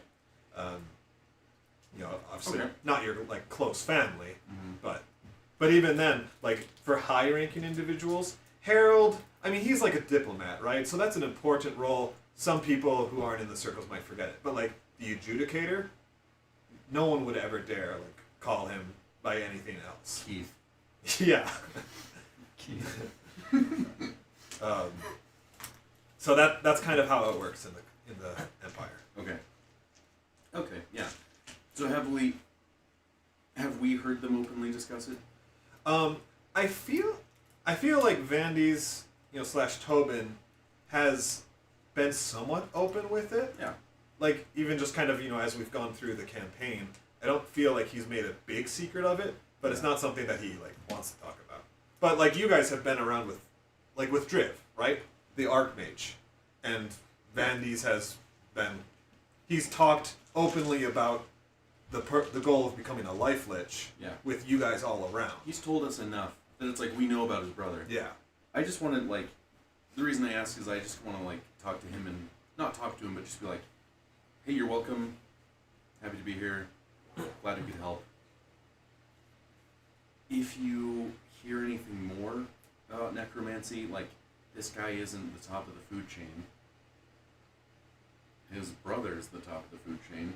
If you hear anything else about this, like, we have reason to believe that the plague is connected to him. You're talking to Harold Amberheart, Yes. right? Okay. Yeah, he of course agrees with you, and he reveals, I'm assuming that Tobin would be okay with this. So, Harold Amberheart and Vandes have been discussing this, and you guys as players have been present for this. Basically, Harold Amberheart is also tracking Betros. And... Such a cool name. Well, maybe we should hunt down this guy. So yes, he... What am I trying to get across here? You're aligned, and I guess what you realize is that he's already on top of it. You are actually catching up at this point to him. Like, he kind of knows more. And make a insight check.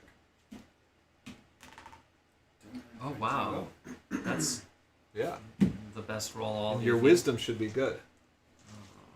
Oh, +0. Did you say insight? Insight, yeah.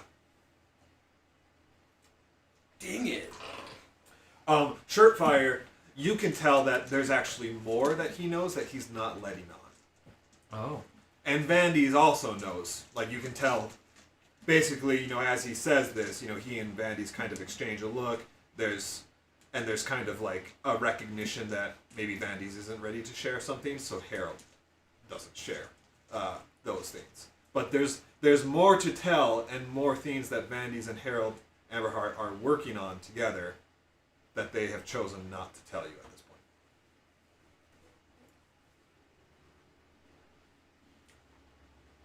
I'm not one to drop things. Knowing my character, being the loud, I definitely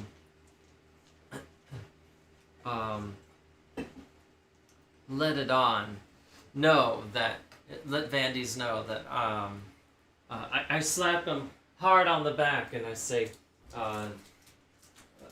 something to the fact that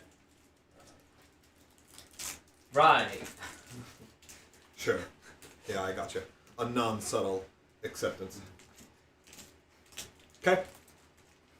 And with that, to try and like change the subject, the Herald asks, like, so you guys ready to go back to the island? Ready. Oh, this island? Mm-hmm. The island. Oh, should we do one more thing? Honestly, I don't know if there's anything else to do here. What would I want? Oh, is there any good stories about a fancy sword that I can go chase after? I've always wanted a good, cool, fancy sword. You have a chainsaw sword. Yeah, but I want more. It's from the future. Yeah, but more fancy sword. It's silvered. Oh, how about? Oh, it is. So I can kill vampires? No, you can kill devils. Devils? Are there vampires? There are.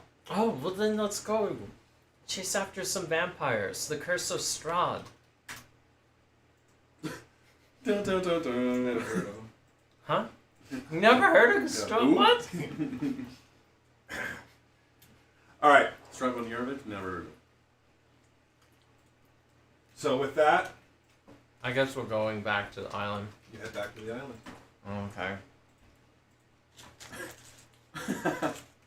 I went to the Holy Bulgarian Empire and all I got was this lousy sword.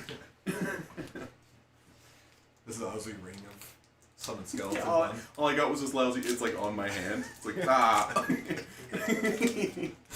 Guess I'm evil now. Yeah, just as I put my hand in my pocket, it just slips out. All right.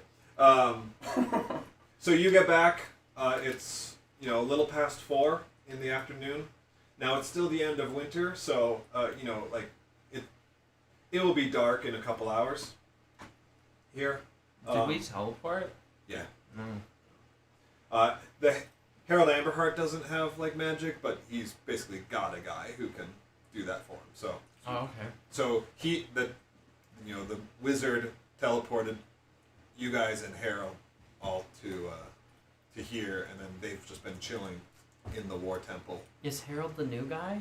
Harold Amberheart is the council representative for the Empire. Oh, Sorry. okay. He's the council member. You guys are representatives. Just a sidebar, with that ring, I know that it's cursed, and so it's like, will that make me evil? Do I know that as... I would say that any such, like, not any cursed object, but any cursed object like this, which clearly has, a dark magic to it, and is aligned to evil people, is going to have some kind of corrupting influence on the wearer. Yeah.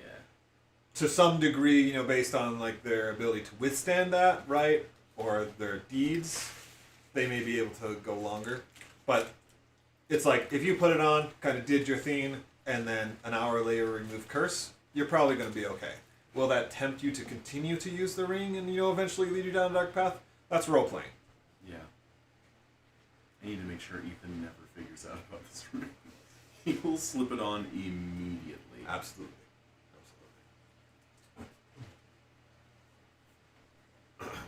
Just like I want to. It's that. Right now. It's like that. That box of cigarettes that you have sitting in your closet. How'd you know about that? Huh? I said, how'd you know about those?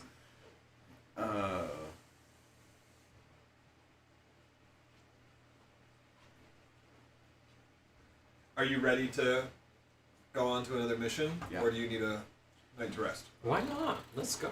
Okay. Yeah. So shortly after you guys get back, as usual, you check in, right? People find out that you're back. That's good news. And maybe like an hour or so later, you are summoned to the command tent. The command tent. So it gives you time to clean up, get some food, whatever you kind of want to do. But yeah, then you're. So how long has this party been here at this? Just because I investigating this island. How long has this island been around? The island has been around for like months? 3 to 4 months. It's probably like 4 months at this point.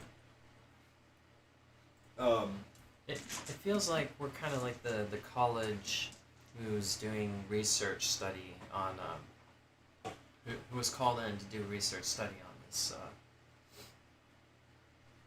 important Yeah. But yeah, so like project. there was a fall festival happening in Raymouth to commemorate the end of the Third Goblin War, which was the focus of the first campaign. Mm-hmm. And this is 20 years after that war ended, and it was like at the fall festival to celebrate that this island rose up from the ocean.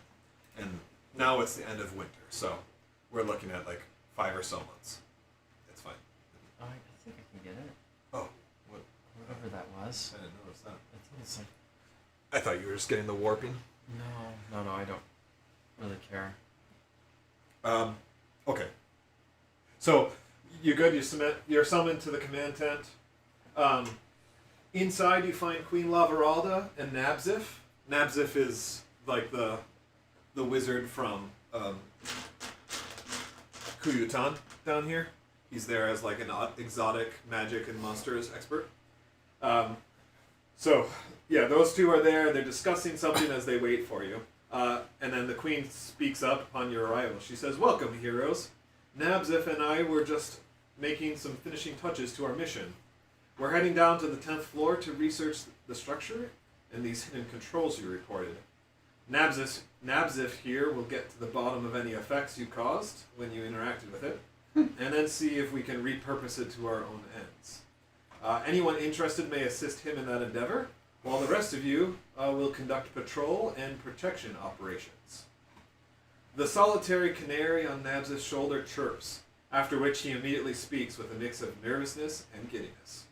"Not that we're expecting any real danger, right, my lady?" Her response is gentle but straight. The heroes here slated Blue Dragon, who clearly intimated a close connection to family members. I fully expect at least a handful of such creatures to make an appearance at some point in the near future.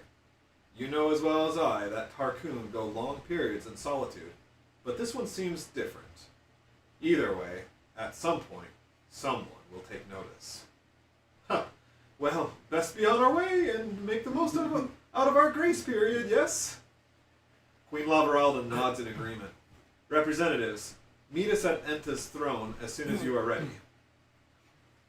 Did you say Hey, the guy had a bird on his shoulder a canary. and he was talking? No, Or Nasdaq was... Nabzif was talking, but Okay. like it kind of chirped, right? And then Okay. he kind of like responded to it, almost like the canary was like making a such. Like, I mean, you can imagine this, right? Like animes or whatever, you kind of have the animal familiar, who, like the person talks to, right? Yeah. That's kind of what you should like imagine it as. Perfect. Well, similar Link in Legend of Zelda, the Hey! The canaries. Hey! yeah. Okay, cool. I definitely want to go with you guys. Yeah, so you can like accompany them up to the throne right now, or if you needed to like get your things together. Yeah, I don't leave their Is side. it just gonna be the I'm two so of us? I mean, in theory, other people would be with you. So like, if Tobin does pop on, then he's there with you. Okay, cool. All right, let's. I'll head out. I grab the donkey. I'm ready to go. I remember. Yeah. I got a donkey this time. You see him with the canary on his shoulder. You grab the donkey, put it on your shoulder. Which you actually could because you're a barbarian. Because you're huge. Ready to go. It's like in Kanto. Right? Yeah. It's my pack mule. You just load it up with all the supplies and It then just you put wears it like a backpack. And then when you go in rage mode, it all like lights up in fire too. It opens its mouth and you just stick your hand down in there and grab stuff from inside of it. Your donkey of holding. I want Donkey that. of holding. I want that. It kind of goes with the donkey. Well, there's been Hote- times when we Donkey Hote, needed the bag of holding to carry people and things, and it would just be nice to have a donkey That's to that's your donkey's name now. what? Canon. Donkey holding. Donkey holding? Gonna put that as He's got like NPC. one of those like llama like kind of coverings that just has like a I'll windmill write on that it. down. Donkey holding. Okay. You should write a book about that. You go. So you go up, along with the queen and Nabzif, and Nabzif gets to work, right, taking down the force cage that he sets up regularly. And then you go into the throne area, right? Nabzif recites an incantation, and he says, "Just putting the force cage back up. Must take precautions after all." Right? So you guys now are effectively closed in. And then, but like him saying this, the queen quickly retorts, like, against something getting out, right? Or us leaving you behind when we're fleeing from a pack of blue dragons, Nabzif? He's quiet for a moment as he contemplates this, then he lets out a hearty laugh. "That's good! And so is the spell. Your turn, your majesty." She turns to a pillar, places her hand up against it, closing her eyes for a moment in thought. The water glows blue and white before ceasing their downward flow, and then rise up into the air, gathering to form a dome around you. All at once it collapses around you, leaving you completely dry, but now standing in the transport room of the 10th floor. You instinctively look down to see the water flowing along the floor and back up the walls, just as before. "My word!" Nabzif exclaims. "This is extraordinary! Remarkable! Platastic!" He scans the grand hall with great excitement. There's magic flowing through everywhere, but he holds the word long as he traces some invisible force with his finger and then stops, like a dog on point. "That's where the controls are, right?" He appears to be pointing at a random wall in the hall. And I go, uh-huh. Correct. You say that, and he acknowledges right with you. Now, how do you actually feel about this, Grimgar? Do I remember where the controls were? Because I know I messed with Let's do a history few check. panels. Yeah. It won't be too hard.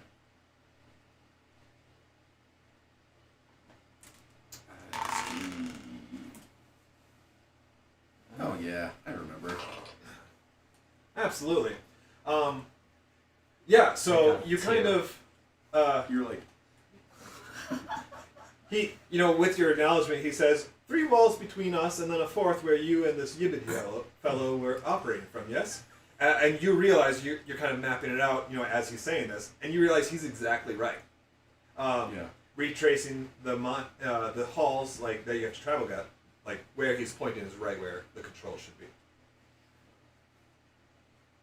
But do you This guy's extraordinary. do you comment on this or just kind of keep it to yourself? Well, yeah, I would just want to be like, well, how are you able to trace it?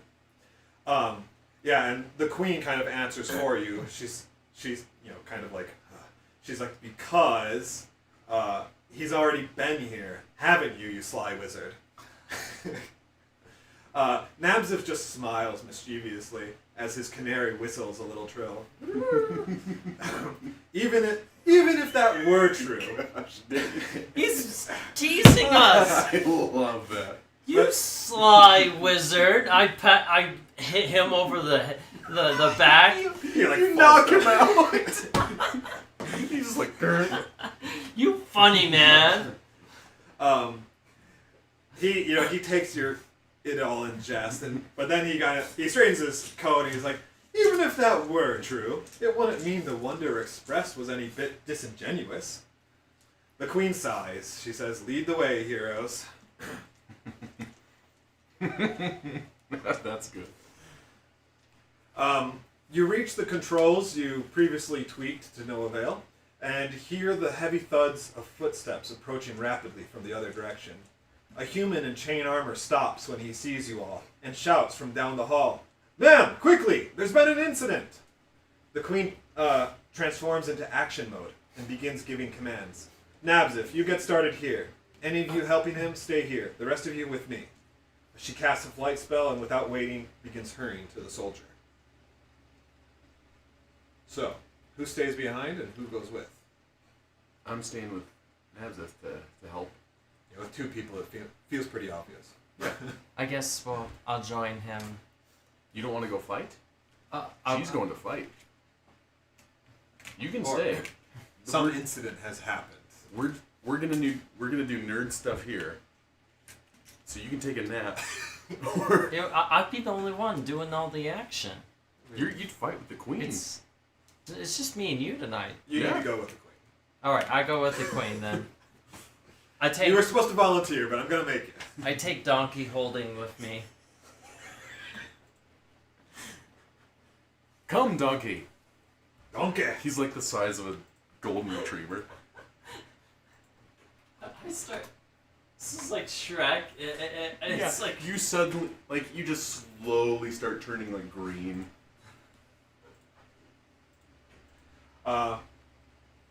Okay. So Grimgar will come back to you, Mhm. but we'll go ahead and keep the action moving. As you hurry through the halls, wait, where'd you go? Sorry, I'm blowing my nose. Okay, well, Grimgar, we'll stick with you. So this is going to be a series of magic tests and kind of conversation with Nabsif, right? But yeah, he basically wants you to take a crack at things first. I already have.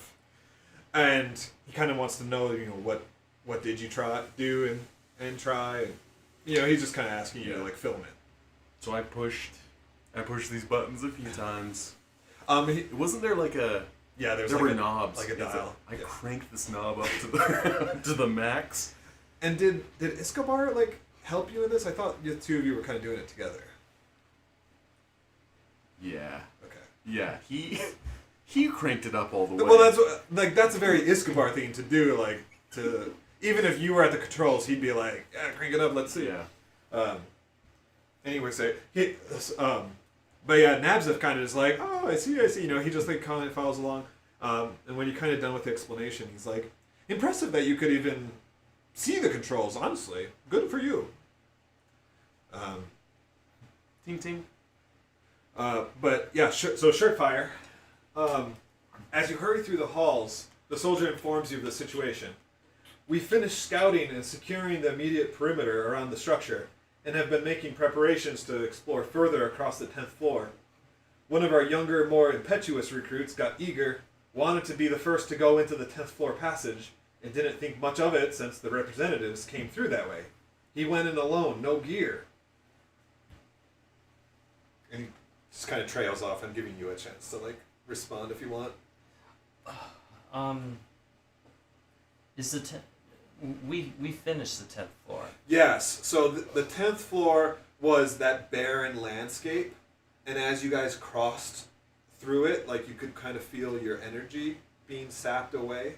But it wasn't terrible, and then you eventually got through, and there was a huge passage. With the museum full of crap? That was the 7th floor. That's the 7th floor? Yeah. This one was just barren. There were a couple chasms you guys been a while. crossed. Yeah, it has. I can pull up a picture of it. And there's no lightning in this No one? lightning. Nope. And no crazy go, monsters "Where?" that we know of that have showed up, though. There could have been something that showed up. There were no monsters. Oh, well then he should be fine. This place was lifeless. Well then I take Donkey with me and I'll go get him. I'll definitely interrupt him because that's the kind of guy I am. I interrupt him and say, oh, well then I'll go get him. No one need worry.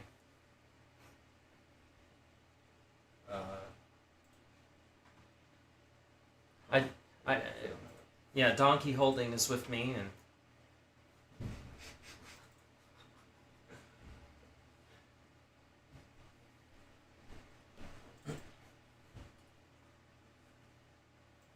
all right, this is a picture of the 10th floor. See if that stirs your memory. oh, I don't remember that one for some reason. Yes, the pit with the spiders. No, there was nothing here. No life whatsoever. There was no. There was above you. No, we turned into spiders, climbed down Yes. into the pit. Yes, that is what happened. That's what happened. Yep. And as you went down into the chasm, you weren't affected by that life draining force until Yeah. you came back up out top. Okay. And then you crossed through this doorway here, and when you got through here, that's when you saw the big structure in front of you that you guys are now exiting. Okay. Interesting. I am partially curious. I send Donkey through first, and just to kind of observe whether or not he is. He gets mauled. All right. He's incinerated. Okay. Tell you what, having 3 screens is hard to keep track of where your mouse is. Okay. Well, so before, you say, "Don't worry, I'll go in alone," whatever. But you're not quite out of the structure yet. So of course, they just keep going with you. But as you continue, he keeps explaining. He says he wasn't attacked. Not that we saw. He just slowed down and collapsed. We can't tell if he's breathing, but he's not moving by the looks of it. Oh, so we know where he's at. Yeah. Oh. So you reach the exterior of the structure, and from there it's just a little dash to the wall that you recently came out of.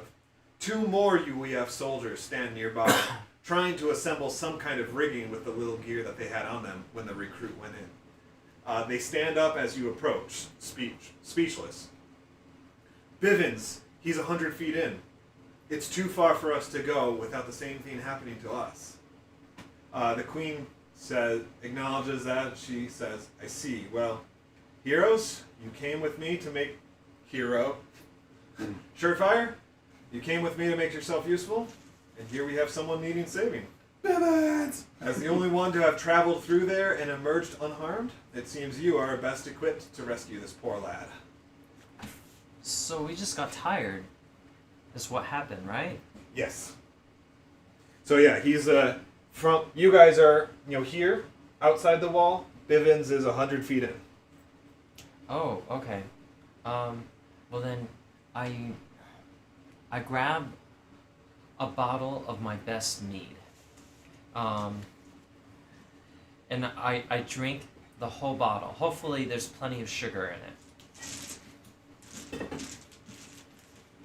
There's no sense in going into battle without a little bit, to take off a little bit of the edge. Makes sense. So I'm down 1 bottle of that wonderful mead that I got from the weird Tom guy. I guess I got 1 more left. I'll have to write that down. Okay. And then I'll head on in with actually, you know what? I am partially curious.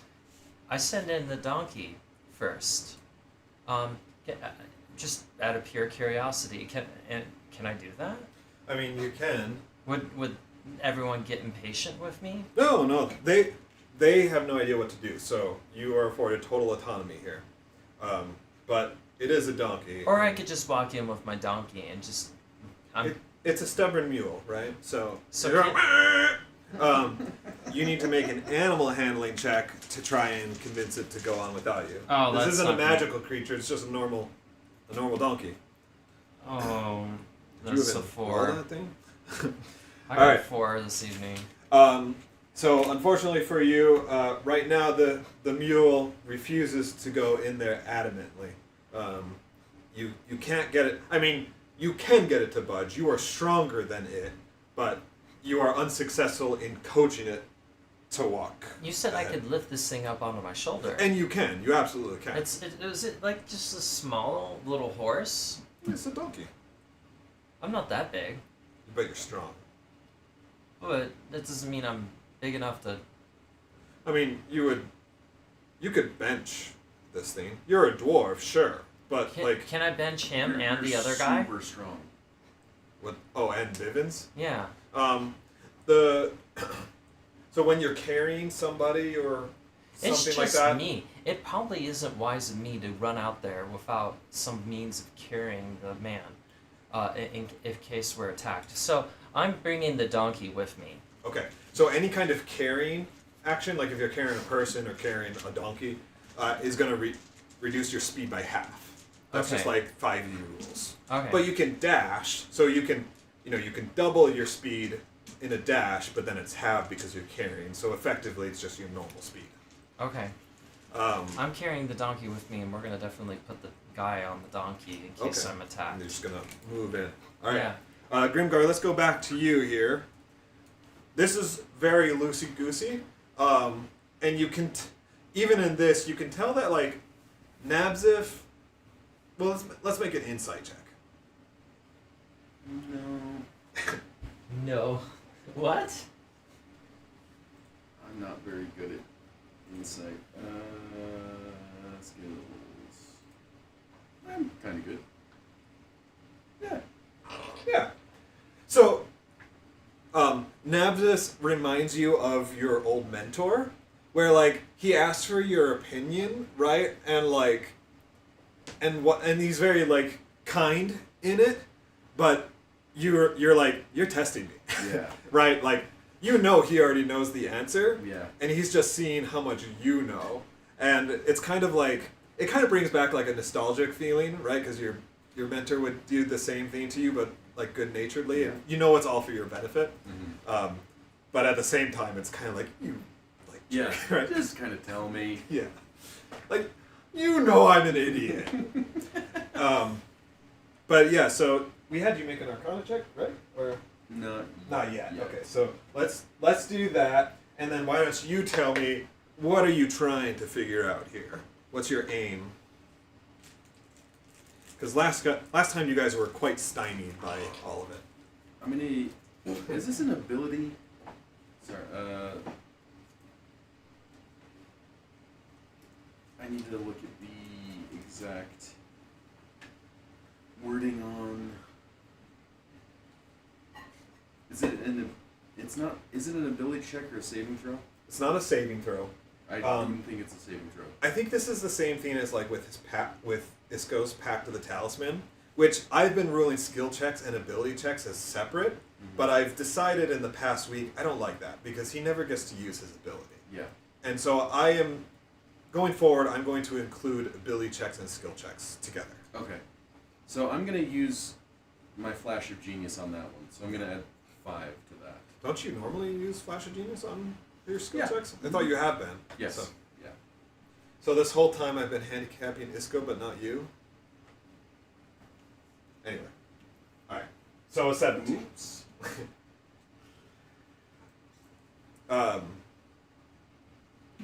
Yeah. So I mean, I want to know what this place does. I know that it's flowing with One magic. again. I know that it was like a home for dragons. There is a big old. Isn't the power source? What's Morgan Kited's home for dragons? Home for Asian dragons? He holds up a book. Honey, here you bring the cookies. Who's that guy? Oh, that's just Granny Goldie. I've been here the whole time.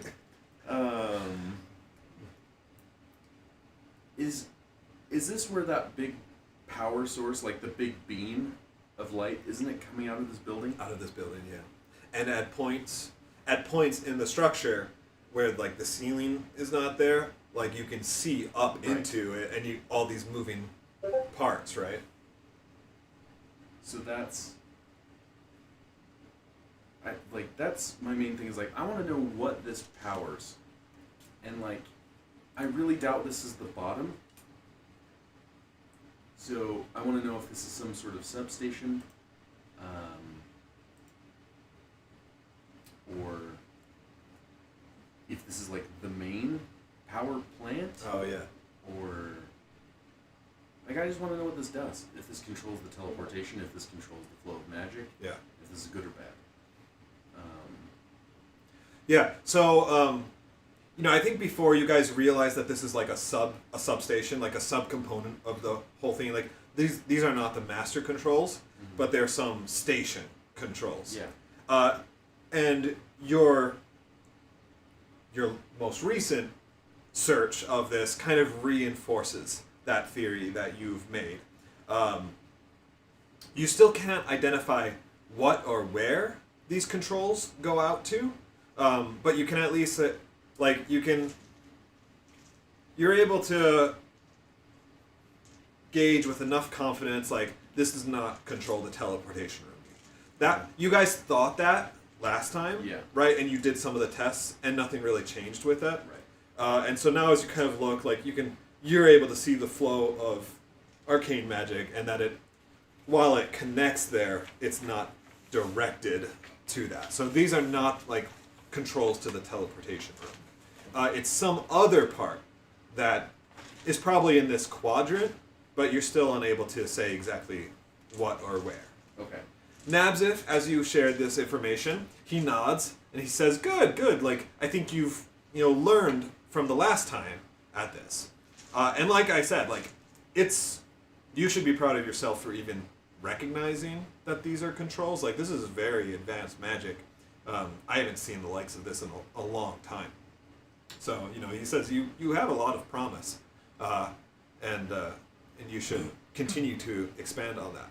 How old does he look? He's your typical old Is he an elf? wizard. He's not an elf. He's a human. But he's an old wizard. Yeah. When was the last time you saw anything like this? Time is hard for me to grasp in my old age. And the canary is kind of like, and he's like, I'm not that old. And they go, how old's the canary? Timeless. He is time. All right, let's go back to you, Shirtfire. All right, so you barrel in through it. What's your speed, by the way? Fudge. As of right now, dang it changed. Yeah, It changed. It used to be I don't even see it on right this there. one. Oh, 35. That sounds right. Why is what Tanner? What's the 35-25? Oh, 35, right there. I Walking. have no idea. But as a As a dwarf, do they have less? I don't think dwarves have less. But as a barbarian, I think especially level 10, you get 5 more. Right. Yeah. Oh, base walking speed is 35 feet. Not reduced. Sorry, 25 feet. Not For a reduced by dwarf? wearing heavy armor for a dwarf. And then he must have 10 feet because of like barbarian traits. Maybe like at a second level he gets more. I don't think it's like raging. So maybe this is like base walking speed. Here, it said 35. Yeah, 35. This other one, it's probably like base walking and then like actual Cookie walking ruined speed. my I page thought there. I kind of like wanted to say something, but I was like, man. Which is Cookie fine. Grease kind of won another cookie. Yeah. But, All right, so 35 feet is your Is that- movement speed. is that important? Am I going into battle? Oh yeah. Life is a battle. Oh, Life is a perfect. highway. Alright. Right. Life is a battle, highway, but death is a battle. Alright, well then I definitely... You're fighting for the highway. I'm fighting for this guy who out there in the middle of You're nowhere. fighting for the Rascal Flats.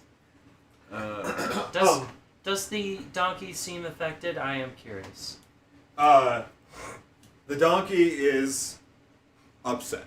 This whole time, it is, like not like it's in pain. It's not an animal that's squealing in pain. No, right? it's not tired then. But it's just it's not happy to be on your shoulders, to be going in here. It's like this sucks. You are feeling tired though. I am feeling tired. Should You're- have drank that mead. You're 35 feet in. I needed some sugar. My sugar fix. So you're 65 feet away from what's his face? Yeah. But yeah, so you can, and you're not slowing down, but like you should be able to run further with the carrying the donkey on your shoulders. I don't know, is this normal? Do you typically run with donkeys on your No. shoulders? So it's a first time experience, and maybe that's why. But you do feel like you should be faster than this. Okay. So that's round 1 or whatever. Like, you want to keep going? Yeah. Keep going. I want to catch this guy. Yeah. I am tempted to put down the donkey. Seems fine, and drag it along. So you go another 35 feet.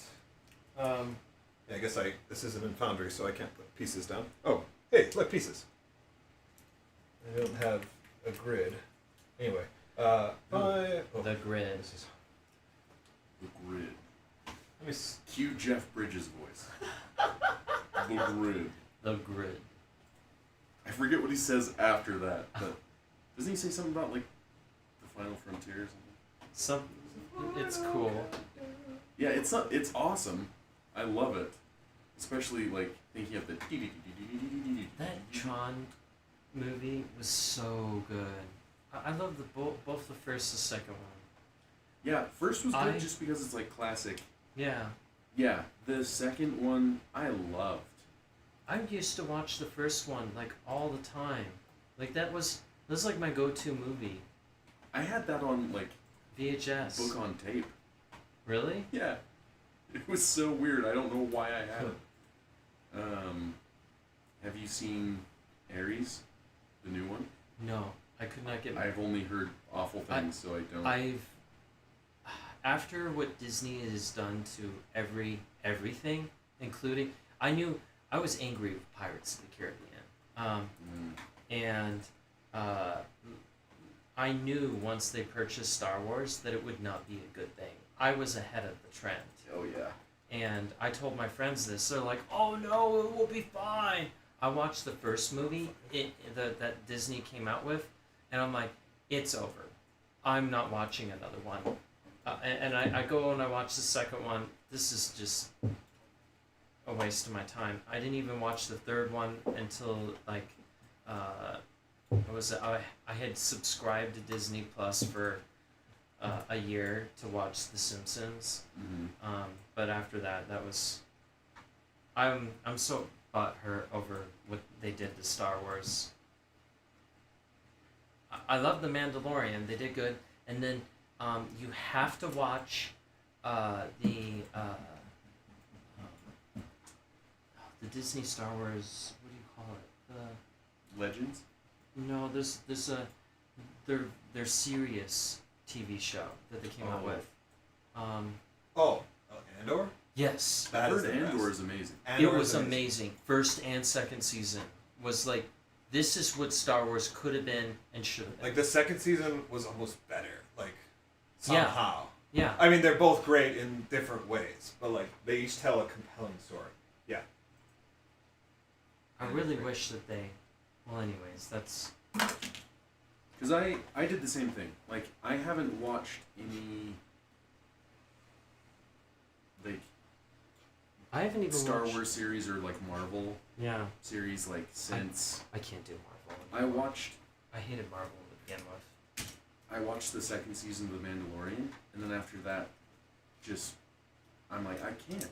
I'm not going to do it, because all of these are garbage. I'm a DC Comics guy. And Yeah. believe it or not, I loved the original Justice League and Justice League Unlimited. It was so good. Yeah. And then when they're fighting the government in Justice League Unlimited, I own the series. I watch it like once a year. Great. It's so cool, and they're fighting the government, and the government comes up and starts cloning superhumans and comes up with their own army, and then they send it after the Justice League in this own like freaking Cold War gone hot. It was just like, oh yes. Yeah. And then the second season comes along and Luthor starts his own league of villains. Yeah. And I love Luthor. Oh man, he was the best in that series. He was an adult. That was that's my Lex Luthor. Like, Yeah. of that series, I think he's perfect. And then the original Superman. Oh, I loved it how it carried over, and everything carried over to Justice League. All of the cartoons and everything. Yeah. And then after that Justice League Unlimited, it just ended for me. And It was weird. They just didn't. There was no momentum. It was really why? weird. It was so good. It was so good. Yeah. One that's like, I love. And then I it love went both. weird woke. I've been watching the new stuff. And yeah, it's like I haven't watched any. I'm a huge just superhero person in general. Like, I love both. I haven't watched really any DC like live action TV shows. It's not good. I don't know. Well, and it's like a lot of them are like, it's like they all come out on like WB or like CW or whatever, and it's like I know they're gonna be hokey, just because of that. It's like I watched Smallville and I liked it. You did see though I haven't watched Penguin, but I have heard really good things about that. And then I guess I did watch the first season of Gotham. there was Was it a mistake? It wasn't the as newest bad as Batman movie with Robert the Pattinson. vampire Yeah. what was his name? Ben Affleck? Is that the newest one? No, with the guy from Twilight. Robert Guy from Pattinson. What? He's Batman? Yeah, and it's You good. haven't seen it? You haven't seen it? Oh. This one's the good one. What's it called? The Batman. The Batman. Yeah. And like Edward is Batman? Yeah. Guys, It's actually. It's actually not good. bad. that's hard to There's believe. like a chase scene, the It's- car scene. I love cars. It was so good. Yeah, his Batmobile is like It's a so modified like sick. Mustang. Okay. So this is supposed to. It's a Charger. it's- Dodge Charger. Yeah, it's a young Bruce. That's basically like this is his first year. I could see Or him making a second good year. Bruce Wayne. It's Yeah. a very Yeah. serious. But it's like I like it because it's like this is like second year Bruce trying to be Batman, and he's doing actual detective work. Oh, there's that's cool, less that's cool. fighting. Yeah. It's more The bad guy is detective. the Riddler, so it's like there are clues. and He's I'm figuring solving out the problems. That's actually really cool. It's Did you guys really play good. Arkham Asylum? I No, have I have not, the but my games, but friend just bought it. Yeah, because it's like that's a good one. It has fun combat. That's like really forgiving, but fun combat. But it has problem solving, I like clues that. and stuff. Yeah. Kind of collectibles as well. It's a good one. Now it's just like I'll have to we're play gonna through make it now Batman that you super recommended strong, and it's like he's a really fit guy, Yeah. but he's not superhuman. He takes a bunch of punishment. He figures out riddles. Neat. Okay. So you are running You are Batman. along here. Yeah, and he also doesn't do a weird voice. I just rewatched the movie, believe it or not. With I need to rewatch it. I They are making a second I'm such one. a Batman nut. I love Batman. I've been watching all the cartoons because they're free with ads right now on YouTube. I really want them to do a Batman movie. It's my favorite superhero. Oh. I even got Henry to dress up as Batman, my son. That's cool. Okay, Andy. Yes. Sorry. Shirt fire. So you are 70 feet in. You're still carrying your- that? That's Silas. That's just. I quickly copied. Oh no! Oh, you didn't move. I saw where he was gonna move. And what is this? The movement feature is cool, but it also like. Do I see limits anything off in the me. distance? I No, remember. no, sorry. I just quickly like duplicated an This old is map. quite. That it usually takes us half a day to get that far. It's just for reference. Oh, okay. Ignore everything. This is just so that you can see like 100 feet and what your progress is. Okay, so Okay. it is really only 100 It feet. is only 100 feet. In reality, you're like here Okay. on the big map. This is just scale so you can see. He's 100 feet in. This is where you are. Hopefully no vampires Okay. or Everything else, monster beetles. just ignore because I just quickly grabbed another map and then put this on it so that we could have your piece in person. Okay, so you're 70 feet in. He's another 30 feet away from you. You're carrying your mule, and you're getting more tired. In fact, you are slowing down. Your speed is halved. Has the donkey slowed down at all? The donkey is more quiet. It's still like putting up a fuss, but it's braying quieter That's and not less good. frequently. Okay. If anything, the donkey will at least. And we're only this far.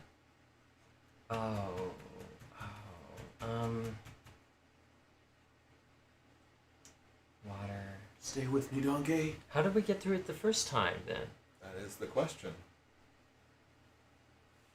What? This is. Okay, well then I'm gonna keep running. That's all I can do. Okay, with the donkey. Do I have anything with me? And I kept running.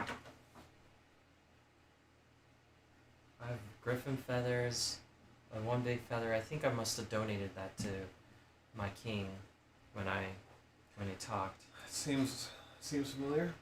Rope, a longbow, one barrel of wine, and a few sacks. Oh, so I only got a barrel of wine. I didn't get 2 bottles. Okay, interesting. Crap, okay, then I just keep running because I don't have anything to do. With your donkey. Yeah, with the donkey. All right. So Because I'm gonna need the donkey, I assume. And if not, I'm just gonna leave the donkey to die. well, which is it? Huh? Because your speed is halved. Like, so you're slowing down. You're getting more tired. So you can't move 35 feet this turn. You can move 15 because you're carrying the donkey. If you drop the donkey, even though your speed is halved, you could dash now. Because your speed is halved with the donkey on your shoulders. Crap. Now because you're slowing down, your speed is eventually quartered, right? Is the donkey gonna come with me? Can I set the donkey down? Yeah, you Is can it sit- calmed down? I mean, it's Alright, I set the donkey down. okay. Has it calmed down? This is all like happening in. You basically have 6 seconds. Every round is 6 seconds, so you don't have time to analyze that necessarily. So it's Alright. kind of like, in 6 seconds, do you put the donkey down and keep running, or Alright, I sent the donkey down and then I run out after the guy. I Alright. think that's the best bet. I'll I put- go pick him up. Maybe I could throw him on the donkey or try to real fast. Let me see quickly if I have a donkey. And then I could slap the donkey on the butt.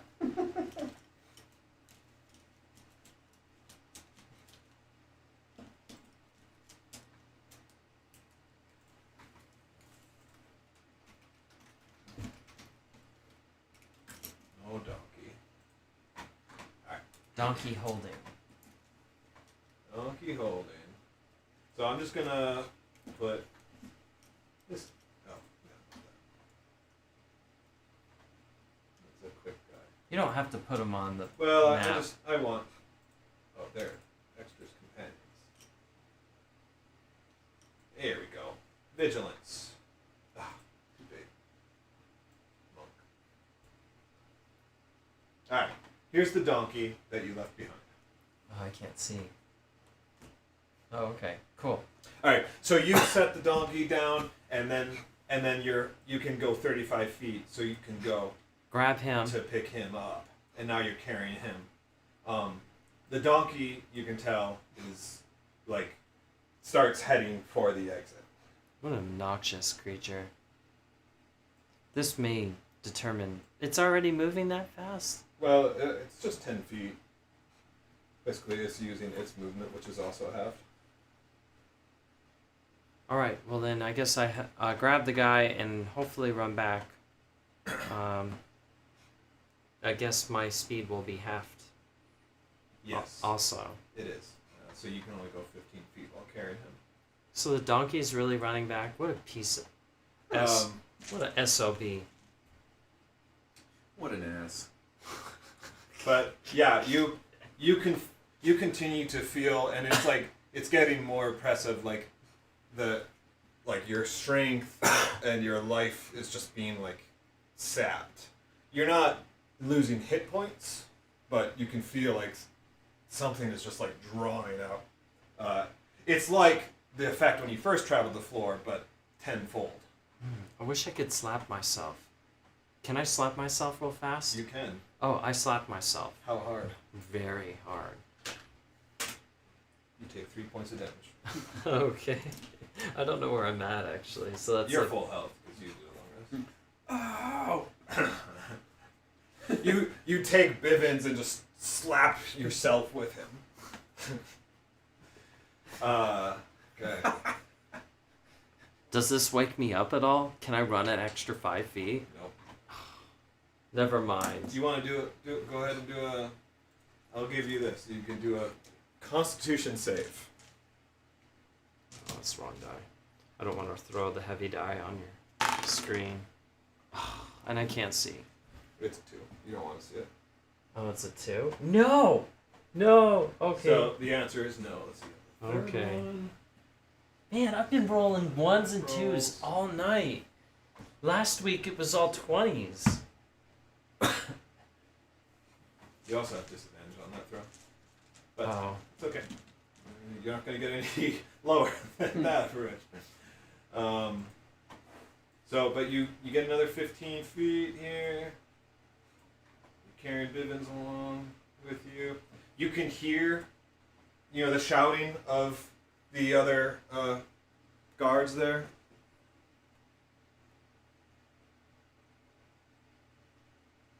Larry called me.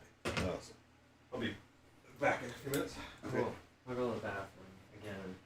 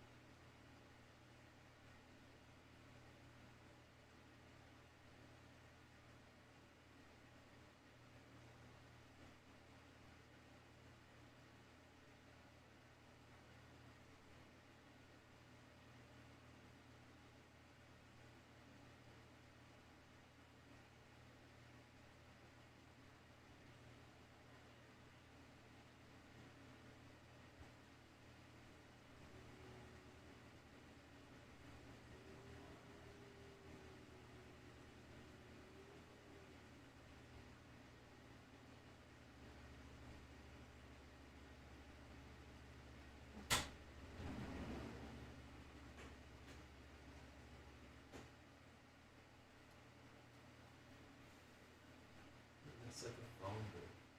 That's funny.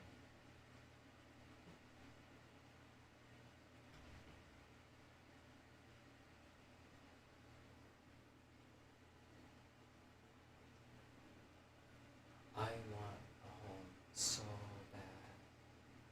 Oh, I'm so done with being cold all the time. My father-in-law keeps it extremely cold, and it's just nothing I can do to keep the apartment warm. Are you downstairs? Yeah, and it's in the basement, and it still has like it has a full window and wall completely uncovered. It's like covered with dirt on one side, on the other side it's not covered. It's just the coldest. I sit in the coldest area of the house too. Shaving years off my life or something. I don't know. I just get cold. And here it's so warm. I wish it were sort of like this. There's just not a lot of good circulation with air, or it's like it is just how cold they keep it. It's just like a little bit of both, or yeah, both. I'm not. We are allowed to set the temperature, but I have a father-in-law that gives us grief if we do above anything above 70. And we even at 70, he's really annoyed over it. So it's usually 68, and I'm not a guy who operates at 68.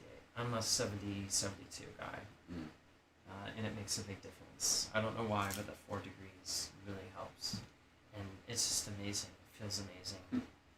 No, I get it. Like, see, like I'm a 68 guy. Really? And those 4 degrees definitely. Like my wife would have it at 75 if she could, and like. Is she a small, thin lady? No, she just gets cold. It's just like. She like me then. Yeah, it's just like she's always. Does she have sweaty feet? Look what I found. I don't think so. Oh, But it's like- cookies. Thank you. Don't put it on the paper. She always has. She just always has like a space heater going. Yeah, Because it's like that's me. I'm like I get so warm so easily.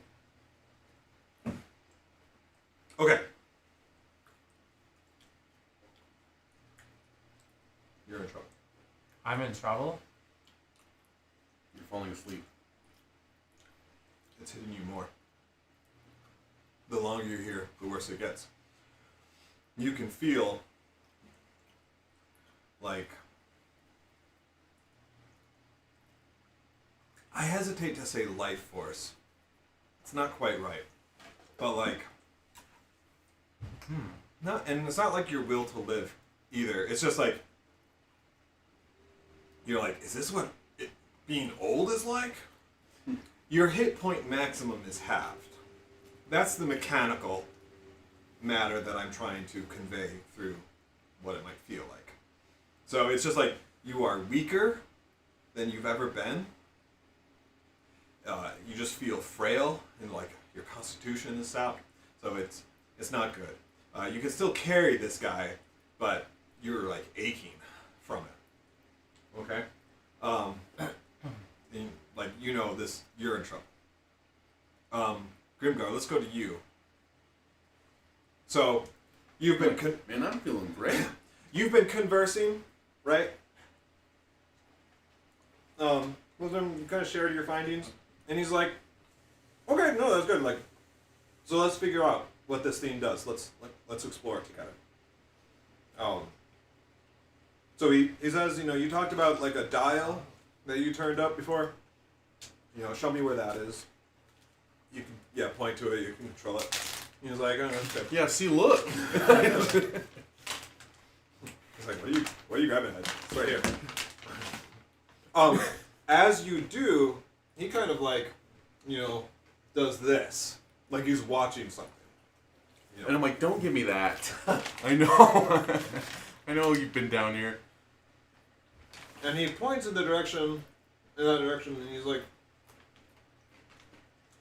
is that towards the 10th floor? Like where you guys came from? Yes. And he's like, you're turning it down, right? Because it's at maximum. You can't turn it higher. And he's like, that's where that dial is going. So you think it's directional? Not like whatever you're turning down is turning down something out that Oh. way. This is your fault. And so he's like, It's your guys' fault. Yeah, I'm just doing this, and you're like, and so he asked you like, well, what do you think? Like, should we dial it back up and go look there, or kind of? Do you remember kind of where it was at before, like what it was set? Because yes, I don't- Ethan and I were like, Yeah, I think it was so new that it would be really hard, and you didn't go. You only went one way until it Yeah. hit max, so you don't know Yeah. where. I would say no. You don't know what the. Well, I'm just gonna go. Yeah, we can go investigate. We don't know anything about how sleepiness or time or whatever is being affected. Are you asking me, or are you asking Nabza? Nabzif. Like, well, okay, if I'm gonna ask him, it's like, since you may or may not have been down here before, have you noticed anything? Cool, man. Anyway, did you have more to that question? No, I guess just like, yeah, my Grimgar's scientific mind is like, yeah, we might, like, let's go see. 'Cause Yeah. in his head, it's like, we turned this up and then got out of here. So Right. I wouldn't have observed any sort of change before. And he says, I can tell that whatever it's affecting is in that direction. Beyond that, I can't tell you more until I take a look at it and see, right? And he's like, I think I can follow this if we just leave it where it's at and follow it. I think I can tell. But if you stay here and like kept messing with it, right, then I could definitely follow the change in the arcane. Does that make sense? Yeah. Because it's like oscillating. Yeah. So it's very clearly like a colored line that you'd be following. Well, if you want to do that, like, if you want to go out and observe it, I can stay and change it every minute or so. Yeah, I don't think it needs to be too much. Maybe like every 30 seconds. Yeah. Then that should be good. Okay, I'll do that. All right. So, are you gonna leave it where it's at then? Yeah. Okay. And then. So he can observe that, Yeah. and then I'll. Okay. Shirtfire, you go again here. You keep moving. You got Bivens on your back. Can I keep going? You can. It's getting harder and harder to do so. Maybe I should just take a nap. It's getting harder and harder to breathe. I wonder if I can make it to the chasm and jump in there. Throw him in. Well, in reality, no. Because in reality, you are far from any chasm. Oh, okay. Yeah. Well, then I guess I keep running forward.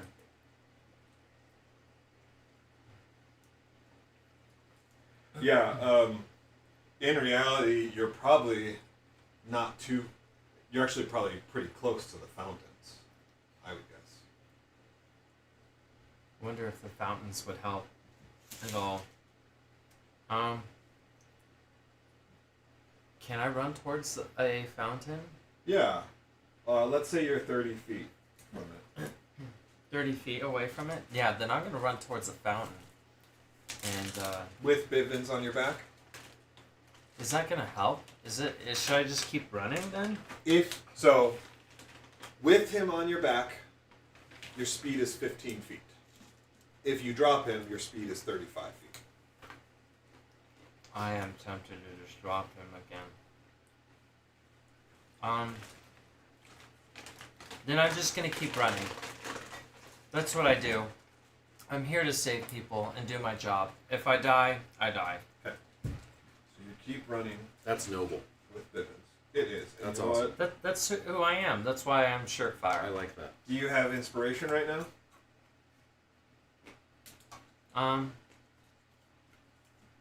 Yeah, I do. One reroll. Yeah, one reroll. Yeah, I haven't used it at all. Why? Where's it marked? Oh, I see.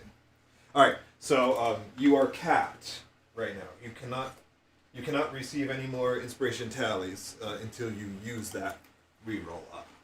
Oh, okay. You can also use it to be inspired. Basically, get like a strong hint or answer I should from me remember as to the use dungeon that. master. Yeah. That is very helpful. Okay, Grimgar. So Nabziff has disappeared around the corner, right? You don't know him, and then basically, but your 30 seconds thereabout has passed. So, which way do you want to turn this dial? I wonder what the queen is doing. I mean left. I guess Down. back up or down? Down. Down. Okay. Wait, you turn it without him coming back to you? Yeah. Because he's gonna try and like look for any changes as I turn it like down and up.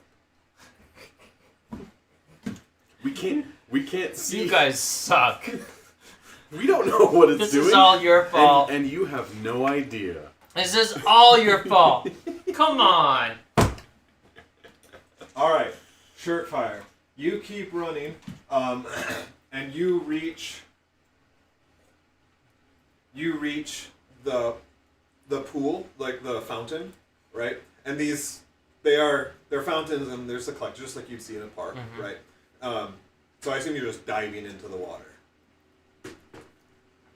If it has some magical healing properties, yes. Well, you know it does, because like drinking this water is what enables you guys to like roll your saving throws against the plague. So you know that it's magical water. Yeah. I dive into the water. Okay, with Bivens too.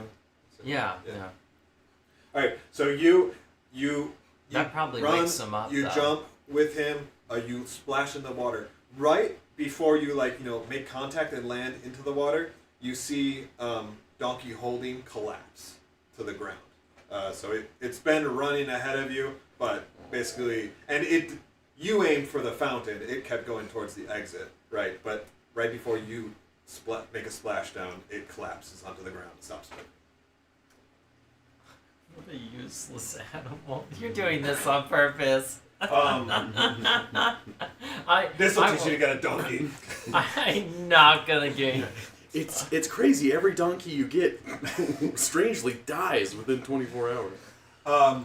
You also have exhausted the last reserves of your stamina.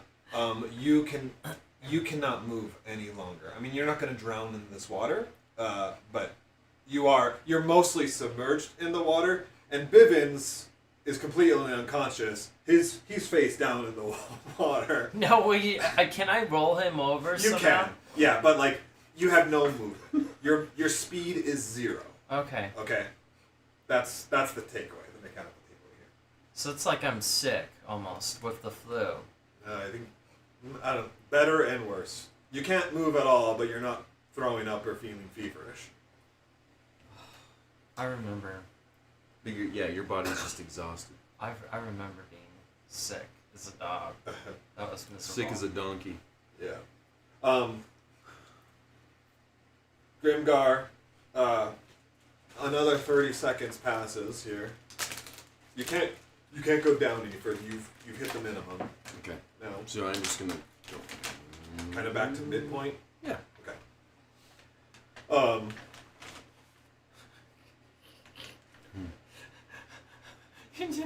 I'm the guinea pig.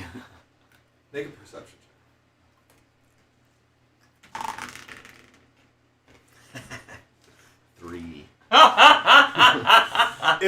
It's all you can do to not drown yourself. Basically, you're just trying to will yourself to survive here. The water does seem to help, kind of has a magical effect, especially because some water gets in your mouth, and just because you're so exhausted you can't help it, right? But yeah, you're not drowning, but it's kind of like you feel like at any moment you might drown in 3 inches of water, kind of thing. No, it's deeper than that, but you get the drift here. But yeah, that's kind of how it is, and that's all your focus is on right now of not drowning. That sounds miserable.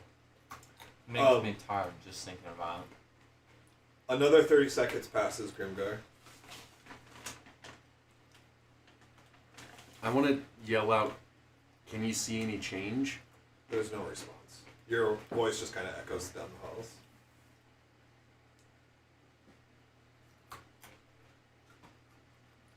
What's the queen doing? Well, you failed your perception check, so you don't know. Oh. Laughing, probably. I mean, I just go back up. To the max? Yeah. Okay. So you do this.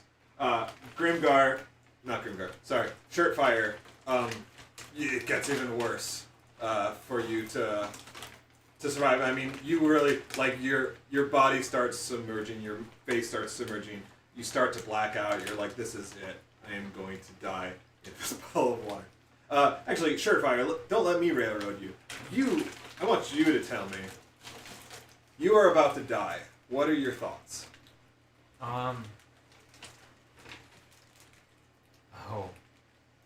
Oh, my thoughts. Wish I had a nice rat right now. Well, probably not like Elon Musk. But I would definitely have thoughts about my baby mamas. And how I could have been a better father.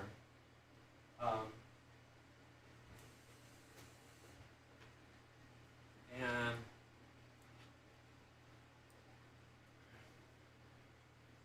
how I regret that donkey with every fiber of my being. I will. That stupid donkey. He will pay for his actions. You dragged him to this. Literally.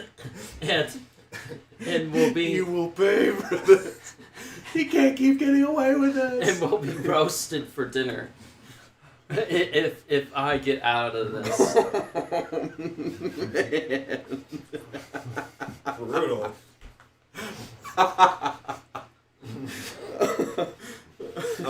Do you call out to any gods? To any gods? Mm-hmm. I'm not really a I'm religious gonna man. That's what I'm kind of asking. I'm gonna call it the god of donkeys.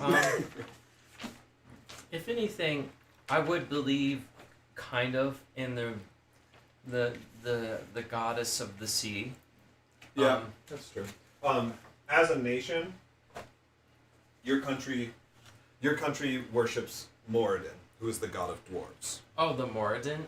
Moradin is the name of the god of dwarves. And so, like, that would be the norm, right? Basically, like Christianity is in America. You know, everyone worships to one degree or another Moradin. But Shirtfire may not be a very religious individual. So, and it makes sense that you would also, like, you know, give praise to the goddess of the sea, too. Yeah, So, maybe I definitely pray to Moradin for any sort of relief of this burden, and I don't know if I really care to pray to the goddess of the sea. I'm not near the sea, so Yeah, yeah, Moradin definitely, and definitely tell Moradin I'm gonna be a better father to my baby mamas after I cook that donkey. or husband. I'm feeding the donkey to everyone. We're having donkey for dinner tonight, baby. All right. This prayer is the last theme that passes through your mind. And then I black out. Before you black out. Yep. Grimgar, you suddenly receive a mental message, a sending spell, from Nabziv. and it is urgent. It's basically turn it down now, Turn all it the off. way. Turn it off. Yeah. I go, huh? You turn the wrong way. Yeah. What? I break the knob. I go, okay. I turn it down. I didn't know this was possible. How do I break it? Yeah, maximum power. You flip a switch that's like overdrive. Does the queen come running after me and slaps me? That's one of those like switch Honestly, covers. she could probably care less about you. About me? You're not. You don't belong to her. You're not one of her subjects. Oh, She's okay. an elf. Oh, she's an elf. Oh. I don't think that plays into it, but she is Oh. kind of dumb. And there's other worse things about her. She doesn't kill At least you Willy-nilly. haven't been disintegrated. like some people's They had. betrothed. They had it coming. They did. Yeah, I didn't care. What? Nothing. Don't worry about She it. could have disintegrated more. I don't care. Okay. I didn't choose her. Dutch kind of, he understands. Yeah. Uh, She didn't pick the. She didn't pick me. So. Was anyone run out there to help me out? So in the aftermath of this, Are you gonna run out there? I don't know this is happening. it's true he doesn't. I'm at basically a computer just going, I don't know if we should separate like this from here on out. That is the general rule of D&D. Don't separate. Unfortunately. Yeah. Grimgar, you don't receive any further instructions or like any more messages from that. How do you feel? Well, Minutes are going to pass in silence. Well, hearing that it was so frantic of like, turn it off, I'm going to go run off in his direction. Okay. Also in your mind, you hear a canary shrill. Wow, free! Yeah. And I wonder how he has that spell. Cindy? Yeah, the canary? Oh, no, Yeah, That's a joke. I know. But that is exactly what I'd be thinking. He's like, huh? But yeah, so you run out there, and as you reach the edge of the wall, you come upon the scene of Shirtfire, Bivens, and the donkey's in there a little ways, but I go, not the donkey! And I run. Shirtfire and Bivens are both sprawled out on the ground, and the queen and the other guards are all, or scouts, whatever, are all basically on the ground next to them, checking on them and trying to revive them, I guess.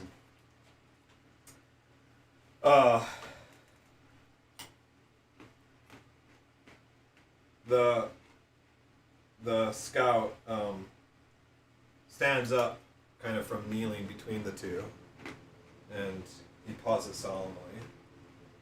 Grimgar, you know the answer before he verbalizes it. He's dead. Bivens is dead. Yeah, but how's Shirtfire? Yeah, okay. I go, who's Bivens? What about the canary? And Nabzif is like, oh, we already checked Shirtfire. He's fine. He'll be fine. I definitely don't say that. I'm very, very upset. Well, I don't know anything about what's going on. So I go, I'm just asking anybody, like, what happened and So what's the problem? Nabzif explains, now almost like a teacher or a Sherlock explaining, how he solved it all. It would appear that the controls that we were messing with affects this region, and he kind of points to the whole 10th floor. You guys, in your report, you talked about some kind of large block on the upper floor of this chamber.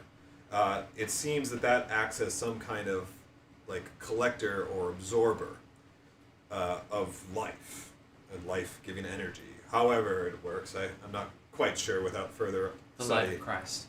But you guys reported that you felt tired as you went through the floor. I'm guessing it's because that collector was working against you. When you messed with the controls the first time, it would seem that you turned that up to its maximum absorption level. So when Bivens and Shirtfire went in, it had a much more profound effect, and quickly brought on the severe effects of exhaustion. We witnessed this firsthand, watching Shirtfire and these guys with Bivens before, how quickly it took effect. And so it would seem that as we were messing with the controls, we may have actually given him just the right amount of time to survive. Shirtfire was able to jump into the pool of water, of magic water. That might have helped him too. I'm not quite sure, but he was moments away from the permanent exhaustion, you might say, of death. So, Grimgar, it's good that you turned it down when you did, because otherwise Shirtfire would have been dead. But then also, in other words, I'm responsible for Bivens' death.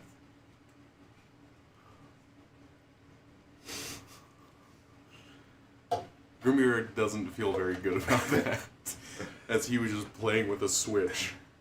Nabziv, I mean, he's hesitant to answer. He says, And I go, that's all right. I understand. I know. You were working with with mechanisms beyond your knowledge. You didn't know.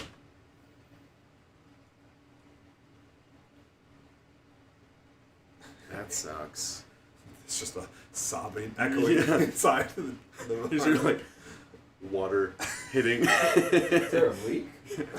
Ding, ding, ding. I'm trying to wipe through Am my I still armor. KO'd from this point? Yes. Oh, wow. But yeah, so Grimgar, this weighs on you heavily. Oh yeah. Did the donkey already die? Yeah, I also feel very bad about the donkey. So level 6 of exhaustion is death, and Oh. you were like 5 3/4, And the donkey? and the donkey is dead.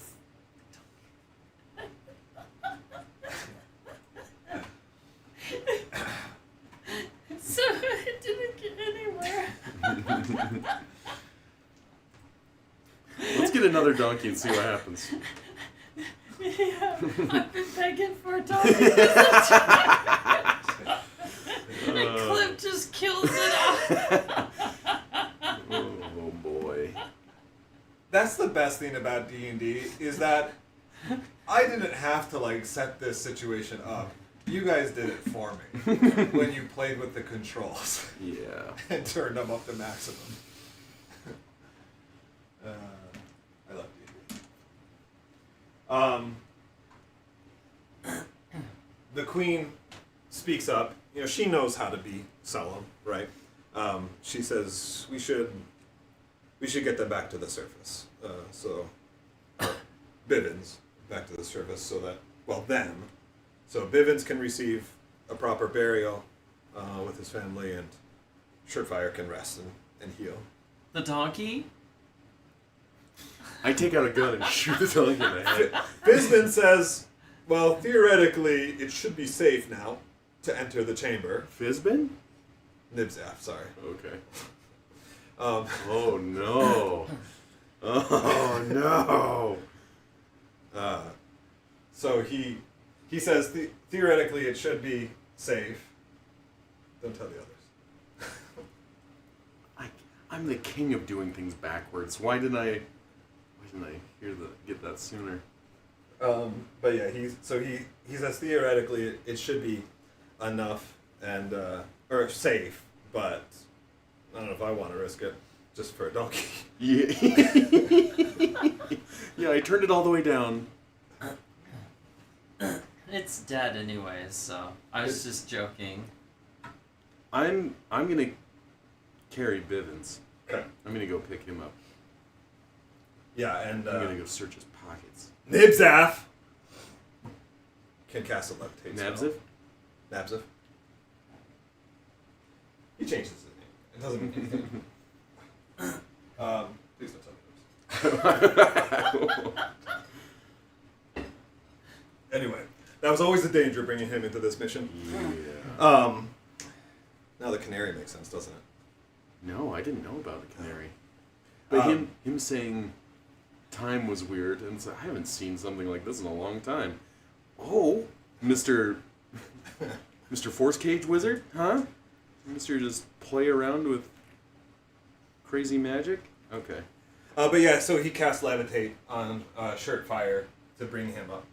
However, just barely does this happen that suddenly you hear a roar up in the sky above you, and it's kind of hard to see because the blue light from the sky, kind of masks some things.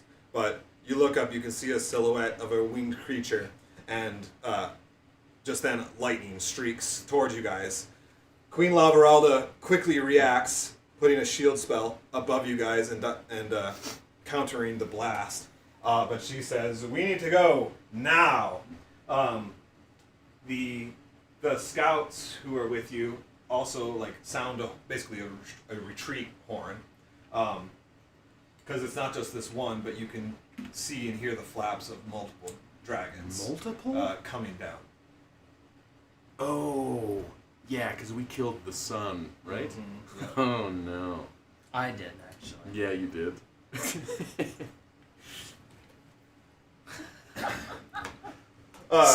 Dragons. So you guys all flee back into the structure, and as you make your ways through the halls back to the teleport room, there's chaos, and you hear the sound of other horns being sounded, echoing down the halls, and they are all the retreat sounds. As you reach the transport room, they give a briefing, a very quick briefing.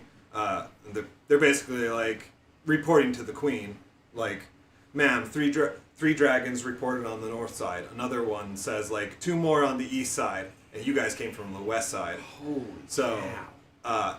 She quickly weighs her options, and she says, "Get everyone to the surface. This is a full retreat order. We need to get word to the crew heading down to the 8th floor to cease the operation."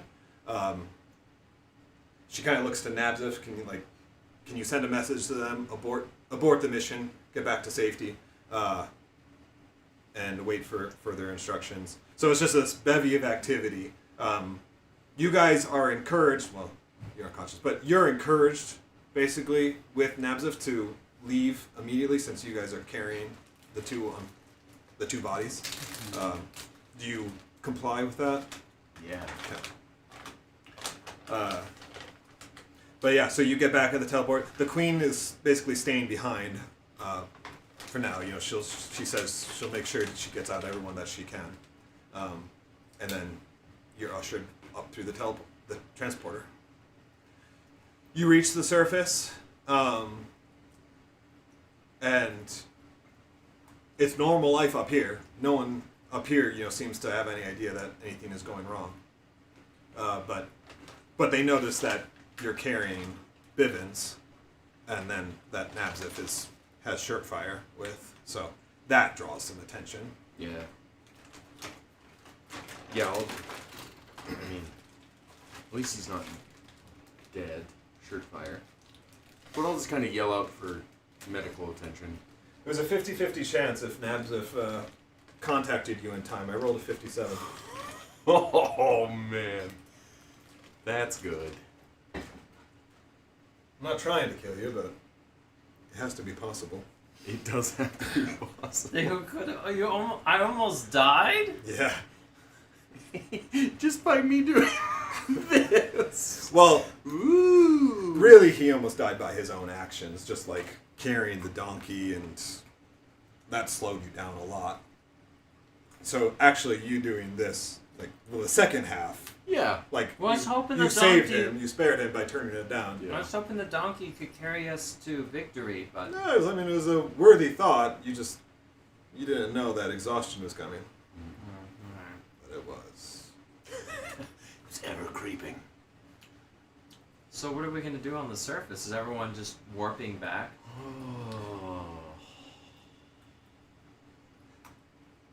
We don't need a spell to go back down there, right? It's just like walking into the. Yeah, you kind of like activate it, and you know, like touching a button or whatever, right? And then you go in and it just goes back down. So yeah, Grimgar, it's really just like what do you do once you're back on the surface here? I'm gonna leave Bivens there on the ground Yeah. with Surefire, and I'm gonna go back in. Oh, okay.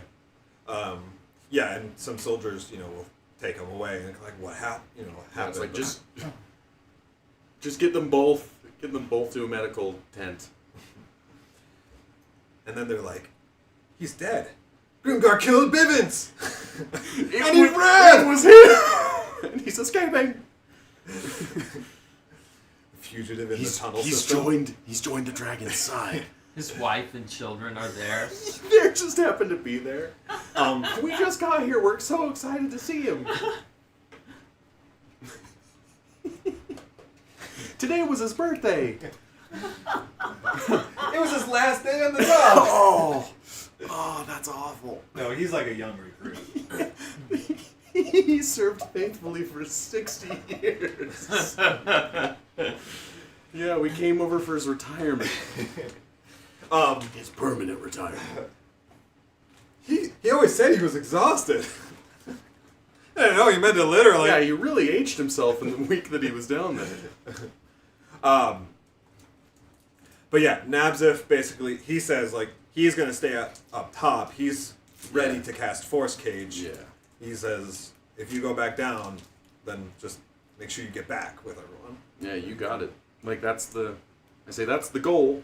As I jump in there. You go back down, and it's probably like a minute, maybe less, up and down kind of thing. And like no sooner do you appear, you're like bing bing bing. Come on, what's taking this thing so long? Because the water's like flowing up, flowing down. But yeah, no sooner do you kind of appear, in the teleportation space, you see like others from the UEF like rushing in and like. Yeah, I'll jump out of the way and be like, yeah. go. And the queen kind of sees you, back. You can tell she's now like in the hallway, basically like where the room meets the hallway, so you can see her. Queen. No. And then like she lets out a blast of like cold energy from her hand down the hall, right?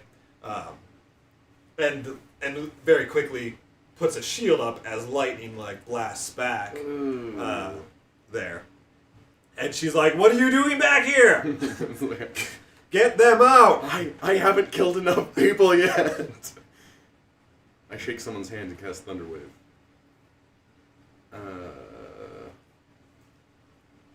I want to yell out that I'm like, that's what I'm trying to do.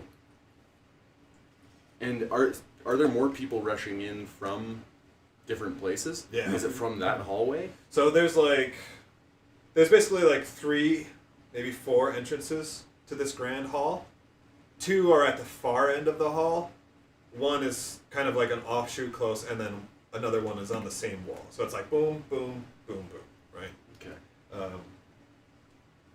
You can pull that up.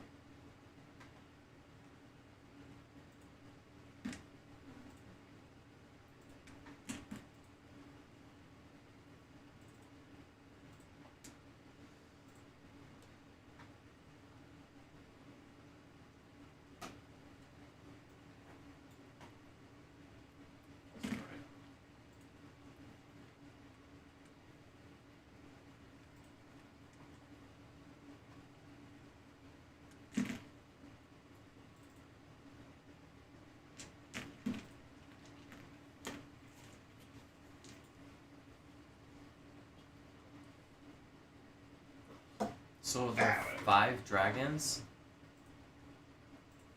More than that. There was more? It was 3, 2... Like 10? Maybe less than that. You don't know for sure. This is what that room looked like. This was the grand hall, and the teleportation area is kind of up there. So there's like this side passage that ultimately kind of goes in the hallway, and then a downward passage too. So yeah, the queen would be like down here at the far end, firing stuff that way, and then but there are more people kind of rushing in from there too. Okay. So where would you like to? So sorry, she's She's down here. right here, Yeah. and then people are rushing in from other places. Yeah, from like up here. It's in the side halls.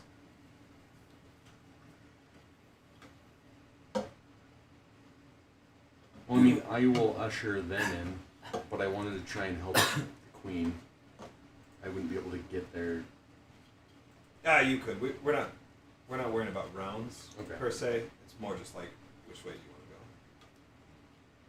And is that, sorry, is this area like walled off, or is it open? Like this It's blue- walled off, yeah.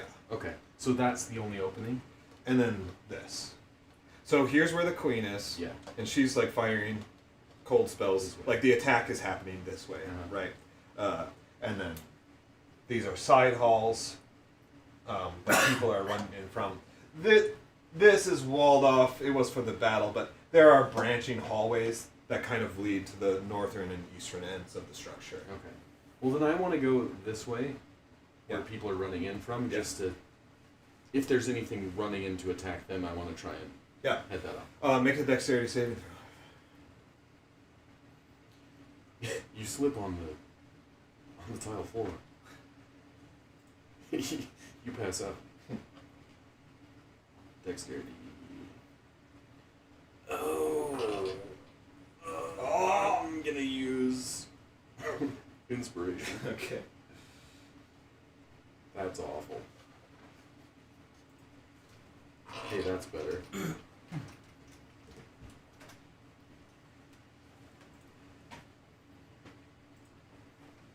That really would have been me slipping on the tile. Yeah. That sucks.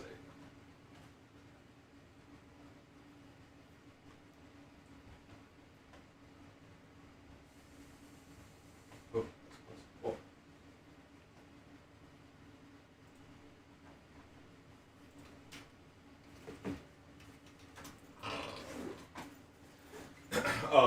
You take 32 lightning damage as a streak of lightning just like runs through you and fries you inside your armor.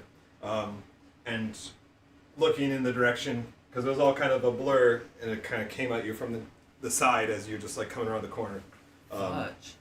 You see an adult blue dragon down that hall, and it's just like it's basically it is just doing this, burning people as they come through, and you can see like on the other end of the hall, like some of the UEF members basically like jump back, just in time to see it. One guy down the hall did also took the same blast. He's obviously dead. Is he like right there? Is the dragon's like head right there? No. It's like 90 feet down the hallway. Holy cow, that's a long lightning attack. Did you say 32 damage? Yeah, it's probably more like 60. Yeah, 32. It's probably more like 60 to 70. Its Did I range is 50 accidentally feet. set off like a dragon war? No. I'll No. take. So I'm still wearing that lightning resistance ring, Oh yeah. so that should be 16. Nice. So wait, me killing that one guy didn't really set off a dragon war? That No, would've but happened they're pretty anyways. pissed. I mean, yeah, like this is definitely a result of that, but that was an inevitability.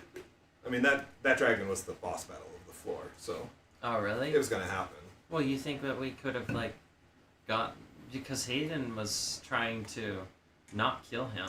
Yes. Like anything is technically possible, but he was a jerk, and I think we were supposed to kill him. Yeah. So I think that's totally fine. But now, Isn't it because jerk? we did... we were Like- just taking a stub. Not all fights. You know, some fights are avoidable and some fights are not avoidable, right? Oh, okay. So that was an unavoidable fight. It was more just about like because you guys were on his. He had already decided he was going to chomp you guys. It was just a matter of how much. Oh. What got him to take that? Because you guys were trying to be pretty cool with him, and he just kept getting like trying to instigate things. Anyway. Yeah, good call, the lightning resistance, right? Yeah. But yeah, so like, obviously another dwarf is just like dead from the same attack. A couple others, you know, save themselves or whatever. But you can see a half dozen dwarves across and further down the hall, that are, you know, they need to get across. Right after this happens, a couple of them kind of like make the leap across safely, as such. Make a perception check.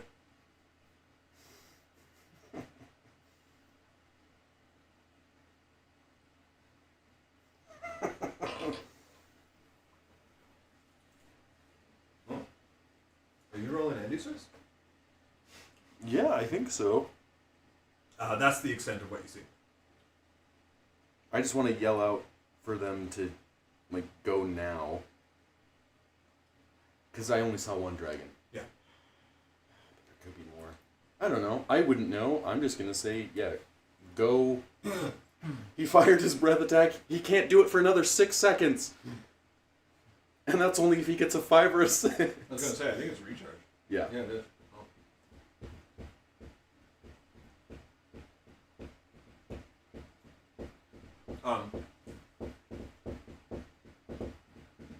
Oh, you need to do a wisdom saving throw. Uh-oh.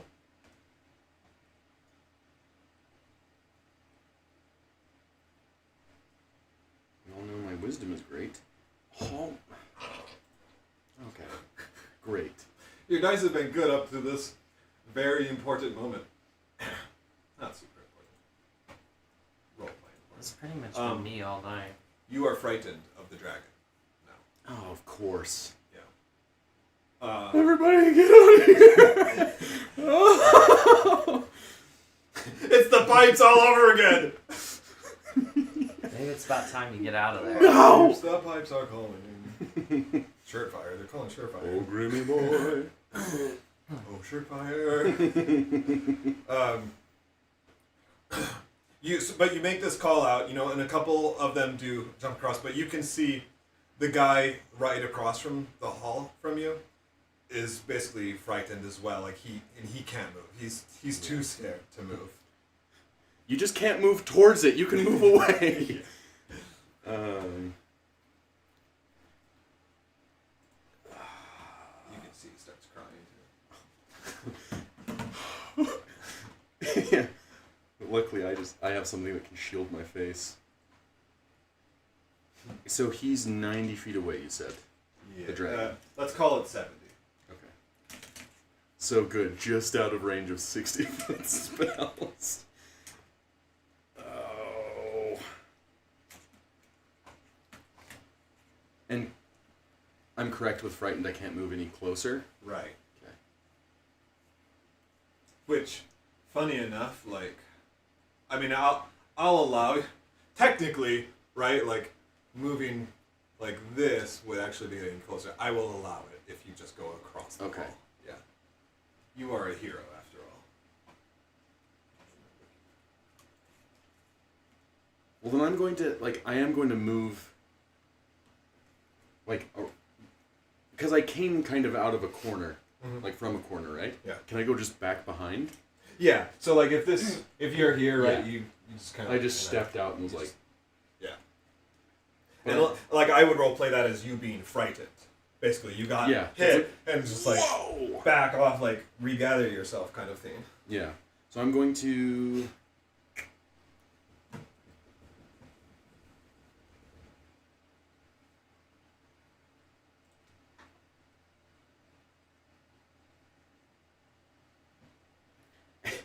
And then where's the dwarf? He'd be like right here, Oh. across the hall. Oh gosh, dang it! I could have grabbed him. There's still time. Hold on. What was that? That smirk. You're like, there's still time, and then you roll, and then you smirked, and I'm like, what? So I thought the guy was over there. The dragon. Let's get some pieces. Yeah. This isn't a formal battle, but we can do some pieces. Dwarfy. And so, like, I guess with that hallway, how far until the dwarf, until I could get the dwarf, like 15 feet. He's 15 feet away. Because the hallway is 10 feet wide. I had a more appropriate dragon, but maybe not. He's blue. Let's do this. This thing's cool. Well, then I'm going to. And you know what? You say, "What's your name? What's your name, son?" He says, "Gil. It's Gil." No! You're like, "I don't know why I'm crying." Explode, Gil! Just explode! Yeah, you're like, Oh no! Instant focus. I'm going to Misty Step then over to him. "Oh, okay." Then I'm just gonna grab him and just try and run. As you misty step, 2 more dwarves come around the hall. Or not dwarves, but like 2 Just other people. UEF people come over and kind of stop when they see you. But yeah, they're like, "It's coming!" And you can hear down that hallway a roar. Oh man, I hate this.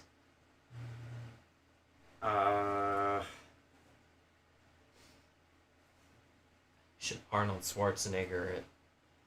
Pull out the minigun. My guy's built for punching. I'm going to pick up the scared dwarf, and I'm just gonna say, everybody on me. We're just gonna make a break for it. Can you pick him up? You're like a goblin in a suit of armor. No How one dare knows you. that. What? How dare you accuse him of such a Yeah. thing? How dare you? That's like saying Nabs of his Fizbin. I'm a Totally untrue. I'm a normal, regular-sized human being, elf, half elf in a suit of armor. You actually pick him up? Yeah, he can. I'm surprised. I mean, his speed is halved. Yes. Sure. But my 15 feet is enough to get across the hall. Yes. That's why I Misty Step, so I could then use. So I'm gonna say, okay, like we're gonna have to book it. Would you? I don't know if there's a rule for like saving throws when carrying somebody. Let me see what I Google think. says. Yeah. 5e carrying someone saving throw.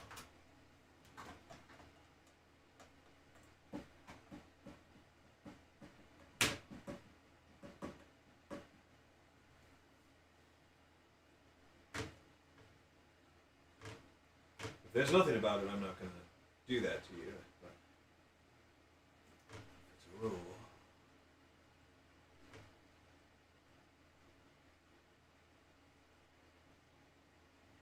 I'm not seeing anything immediately, so I think you're fine. All right. So yeah, sorry. So you got this guy picked up, and you're just like running across the Yeah, hall, like right? everybody on is, me. Let's go. And they all kind of nod, and yeah. Do you peer around the corner, kind of right before you go? You could pee around the corner. He said, sorry. I mean, said I could, but peer, and then I was like, oh, pee. my response is gonna be the same. Yeah. It's more. Do you? No. Okay. Nope, I'm going for it. All right. Well, yeah. I don't hear anything. Do I hear like it moving? Not. I don't hear like You any need someone crackling with of covering energy. fire. Haven't you seen Saving Private Ryan? Like, if I had a gun, He's got the You gun. know the dragon is there. The dragon is obviously there. Yes. But Yeah. that's not the point of my question. Okay. Yeah, I don't look. Okay. Is alright, go ahead and anyone make gonna do covering fire? He's just gonna freaking have heyday mowing you down. Yeah, go ahead and make a dexterity saving throw. Please don't.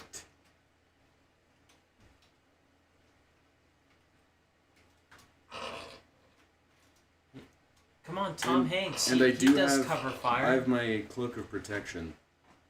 So that's 1. That adds a 1, so it's 21. And I don't know if I should go higher. Alright, so you got it. So it's a 21 is what we're looking at? Oh. Yeah, I'm gonna use a flash of genius just because Okay. I want to be safe. So Yeah. 26.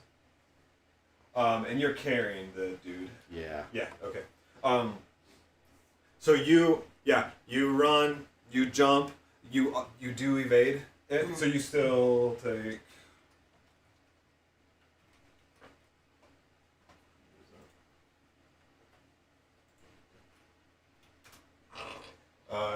It's 33 damage, Holy which you can have down to fudge. 16 again for resistance. Okay. Right.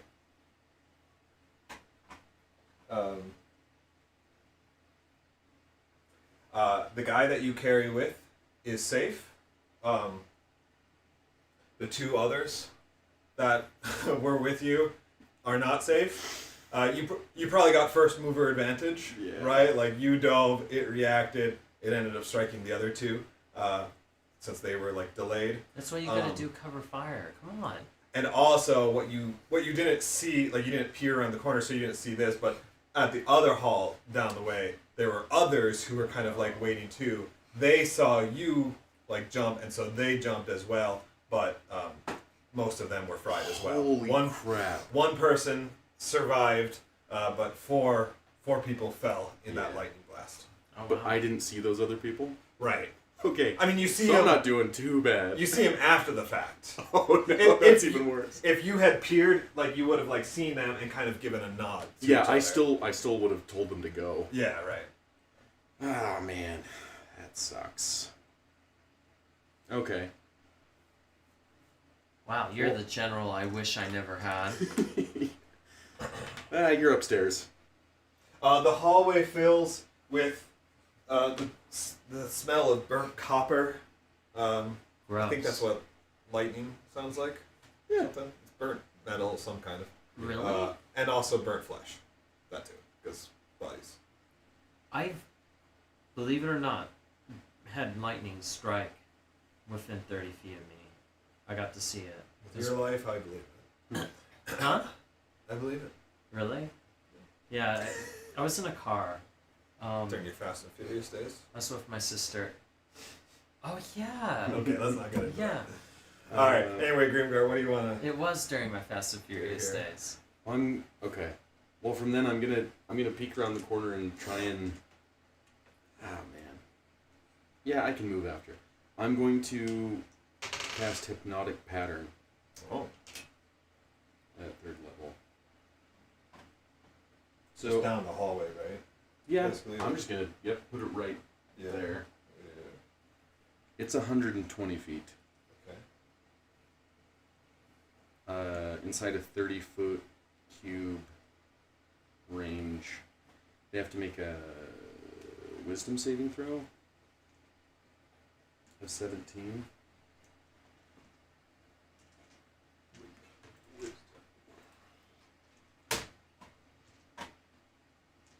And it's to be charmed. I don't know if they have.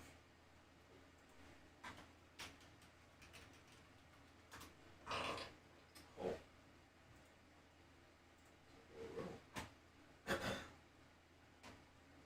All right, it succeeds. Oh, okay.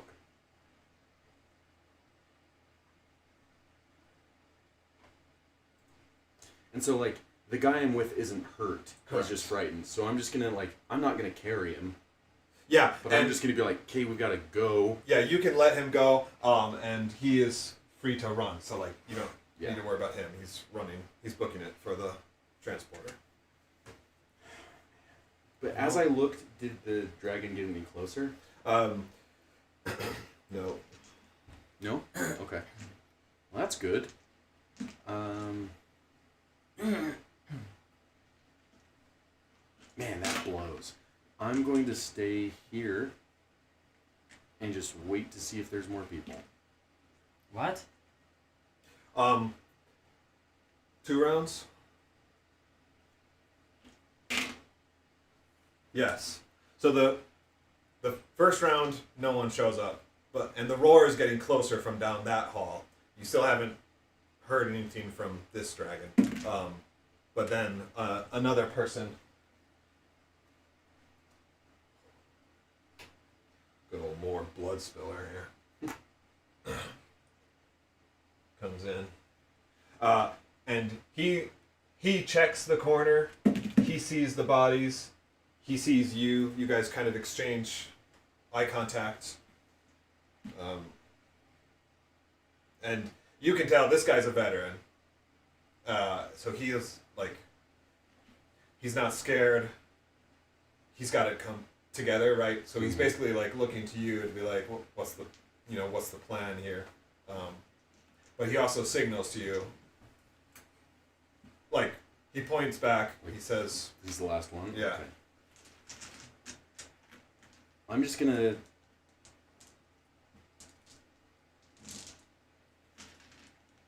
I'm gonna kind of like get magic going to let him know that it's like, hey, I'm gonna do a spell, and I can talk to him, I guess. Yeah, you can. But the I guess. dragon will.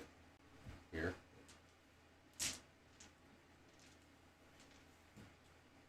I'm just gonna yell, like, I'm gonna distract him. Take your shot. Like, I'm not gonna tell you what to do. And so I'm gonna just nod like 3, 2, 1, and then I'm just gonna peek out and cast Shatter.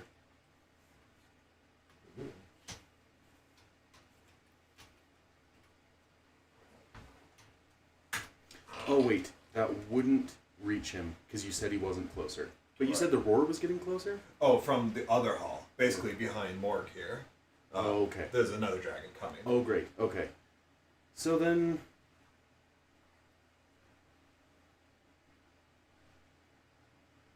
yeah. Then what the heck? I'm not gonna cast that. I know it won't hurt him, but I'm gonna cast a lightning bolt, just as distraction, I guess. Yeah.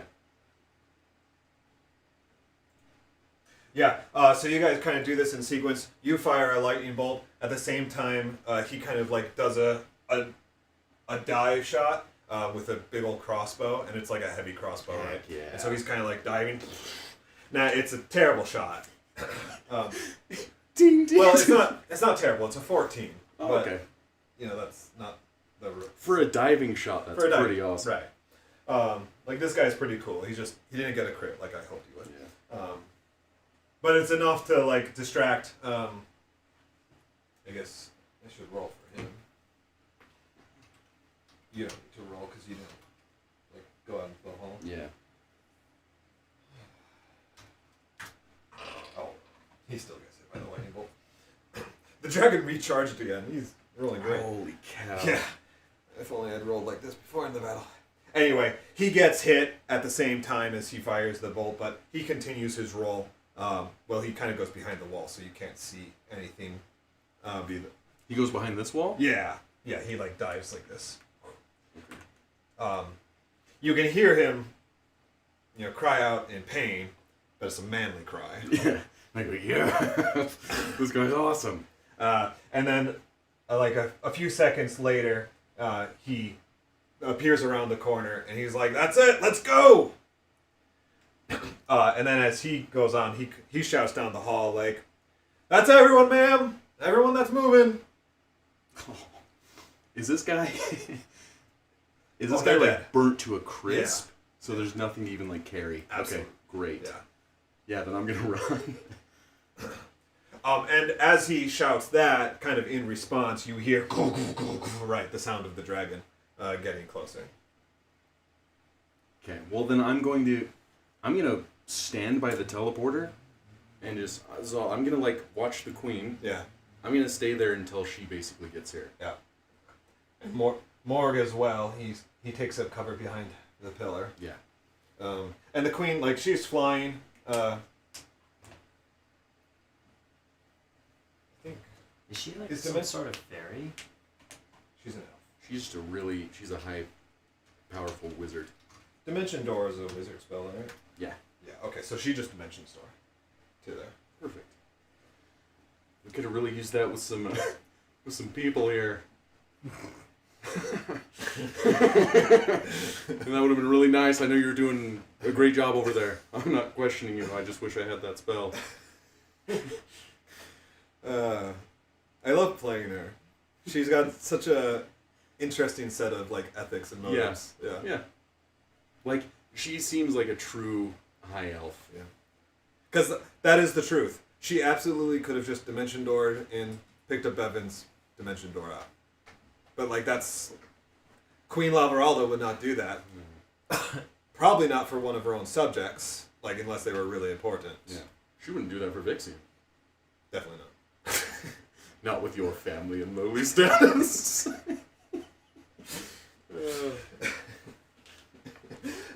I love the idea of like that's how she introduces him. Exactly, like right off the bat. This Everyone is announcing their champion. This loser. This is the council that will save the world.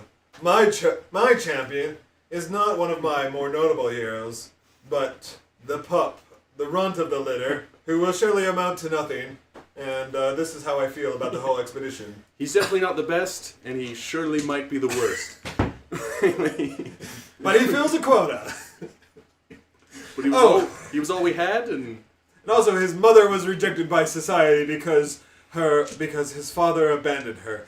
yeah, because he was human. And that's what humans do. He has a terrible home life. But actually, she probably does have like a natural grudge against humans. Oh yeah. For their history, right? Mm-hmm. Yeah, I'm just gonna wait for that, and then if I see the dragon like come around the corner, I'm gonna Yeah. So double bird him as I walk into the. you're the last group in the transporter, and basically as you see him, him, whatever, you don't know biology. But as you see it round the corner, right, it locks eyes with you, and you just, as the transporter comes up and beams you away, you just hear it shout, "My boy!" Look what they did to my son! And we get transported out to the Hogwarts band. My boy! This family of dragons. My son! And then I feel doubly bad. Because it's like, gosh dang it, I can't win. I get transported back to see Bevan's dead on the ground. Oh, And his dad is there, be like, "My boy!" Can they follow them? Then I into think the about my own transport? father and I start crying.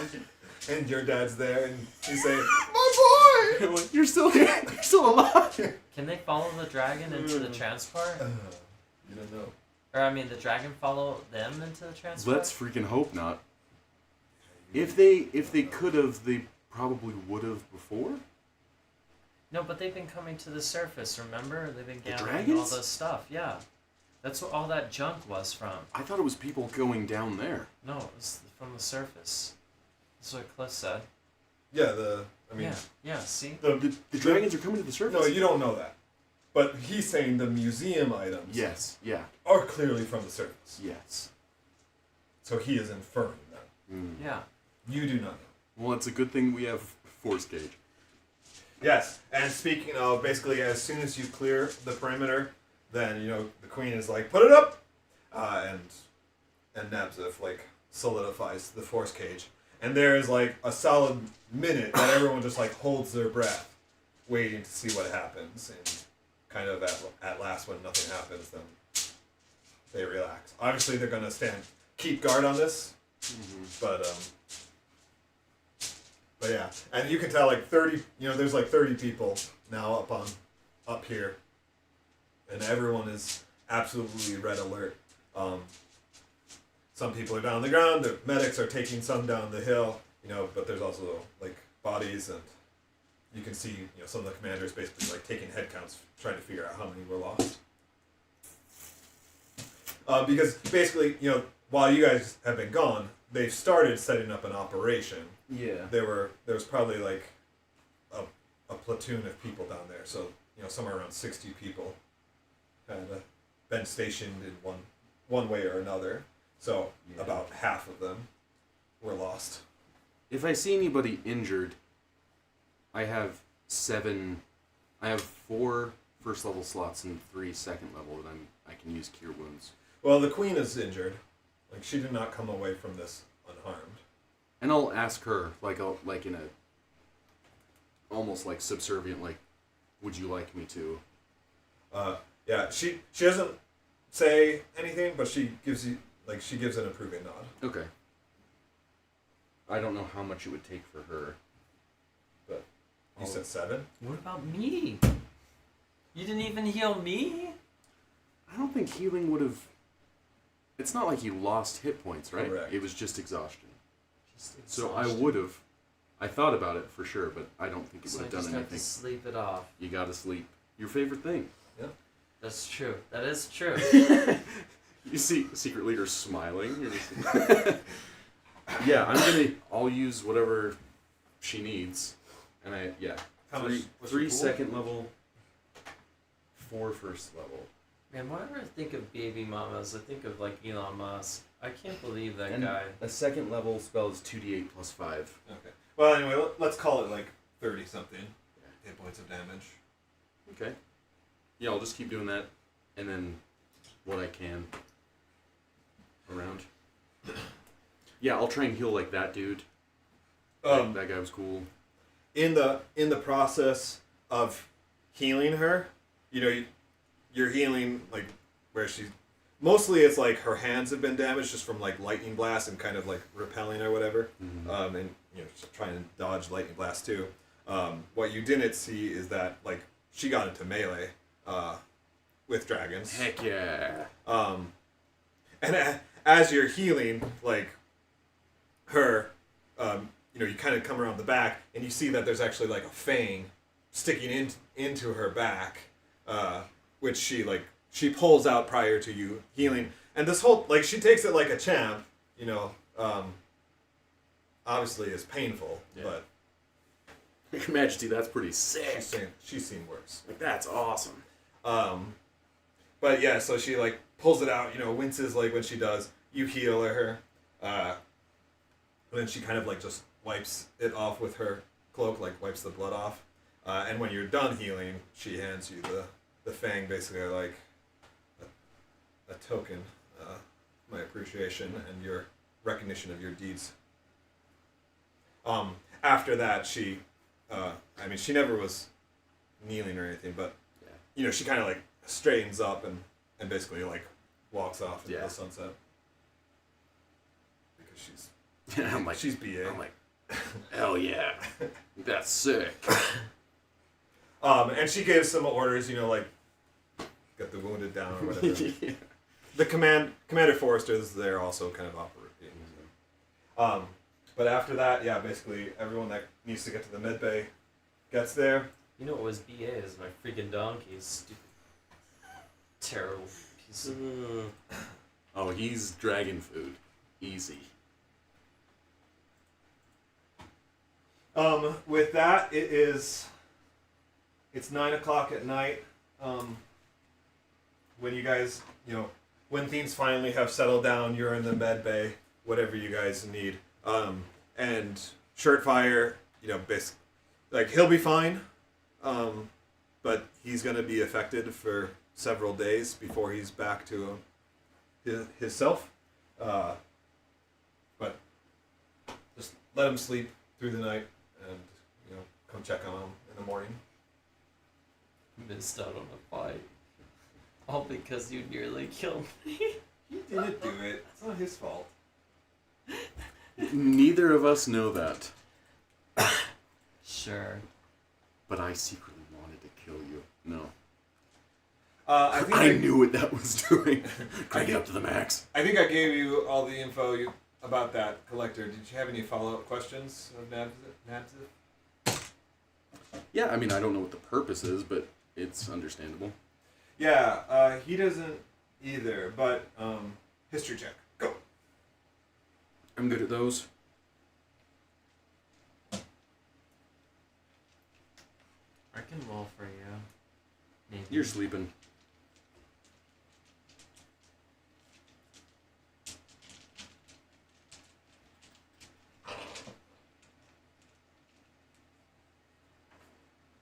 And another, I'll use Flash of Genius as well. For 23.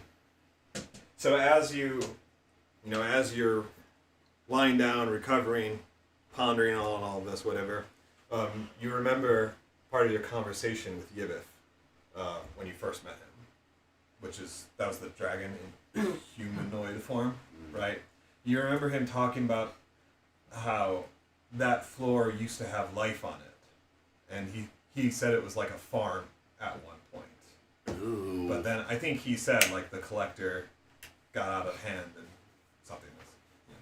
But so farmed them a little too hard. yeah, you basically realize that like, oh, so this floor did used to have like life and was probably a level like the other floors, and then it got cranked up too high, sometime, some way, and killed all the life on that floor.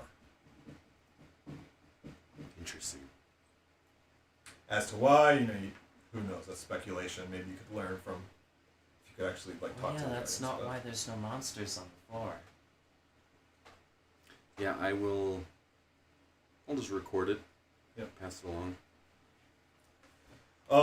That said, you guys will long rest.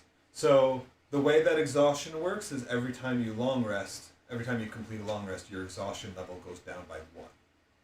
Okay, so you were at 5 3/4, essentially 6, right? So because I need you to do stuff.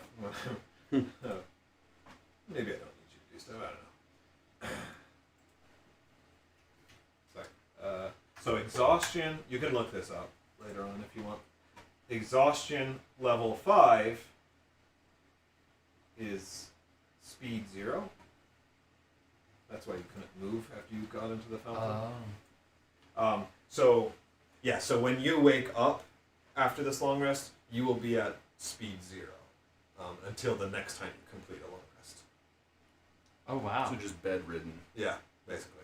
So I'm gonna have to long rest twice. Yeah, you're basically, like you said, you're bedridden for a day. Wow. Unless you find another way to get moved around. Bring me a donkey. It's the flu. Bring me a donkey now. I can't even go back and get the donkey and serve it up for dinner. And Ridiculous animal. so you have disadvantage on ability checks. Your speed is halved. Disadvantage on attack rolls and saving throws. Hit point maximum level is halved, and then speed is reduced to 0. Every time you complete a long rest, you go up, and so one of those drops off. So, yeah, you're dire conditions here for a while, but I think you can get through it. The last thing for the night, Grimgar, as you are, well, anyway, this happens. But yeah, we'll call that a night and pick up from there the next morning.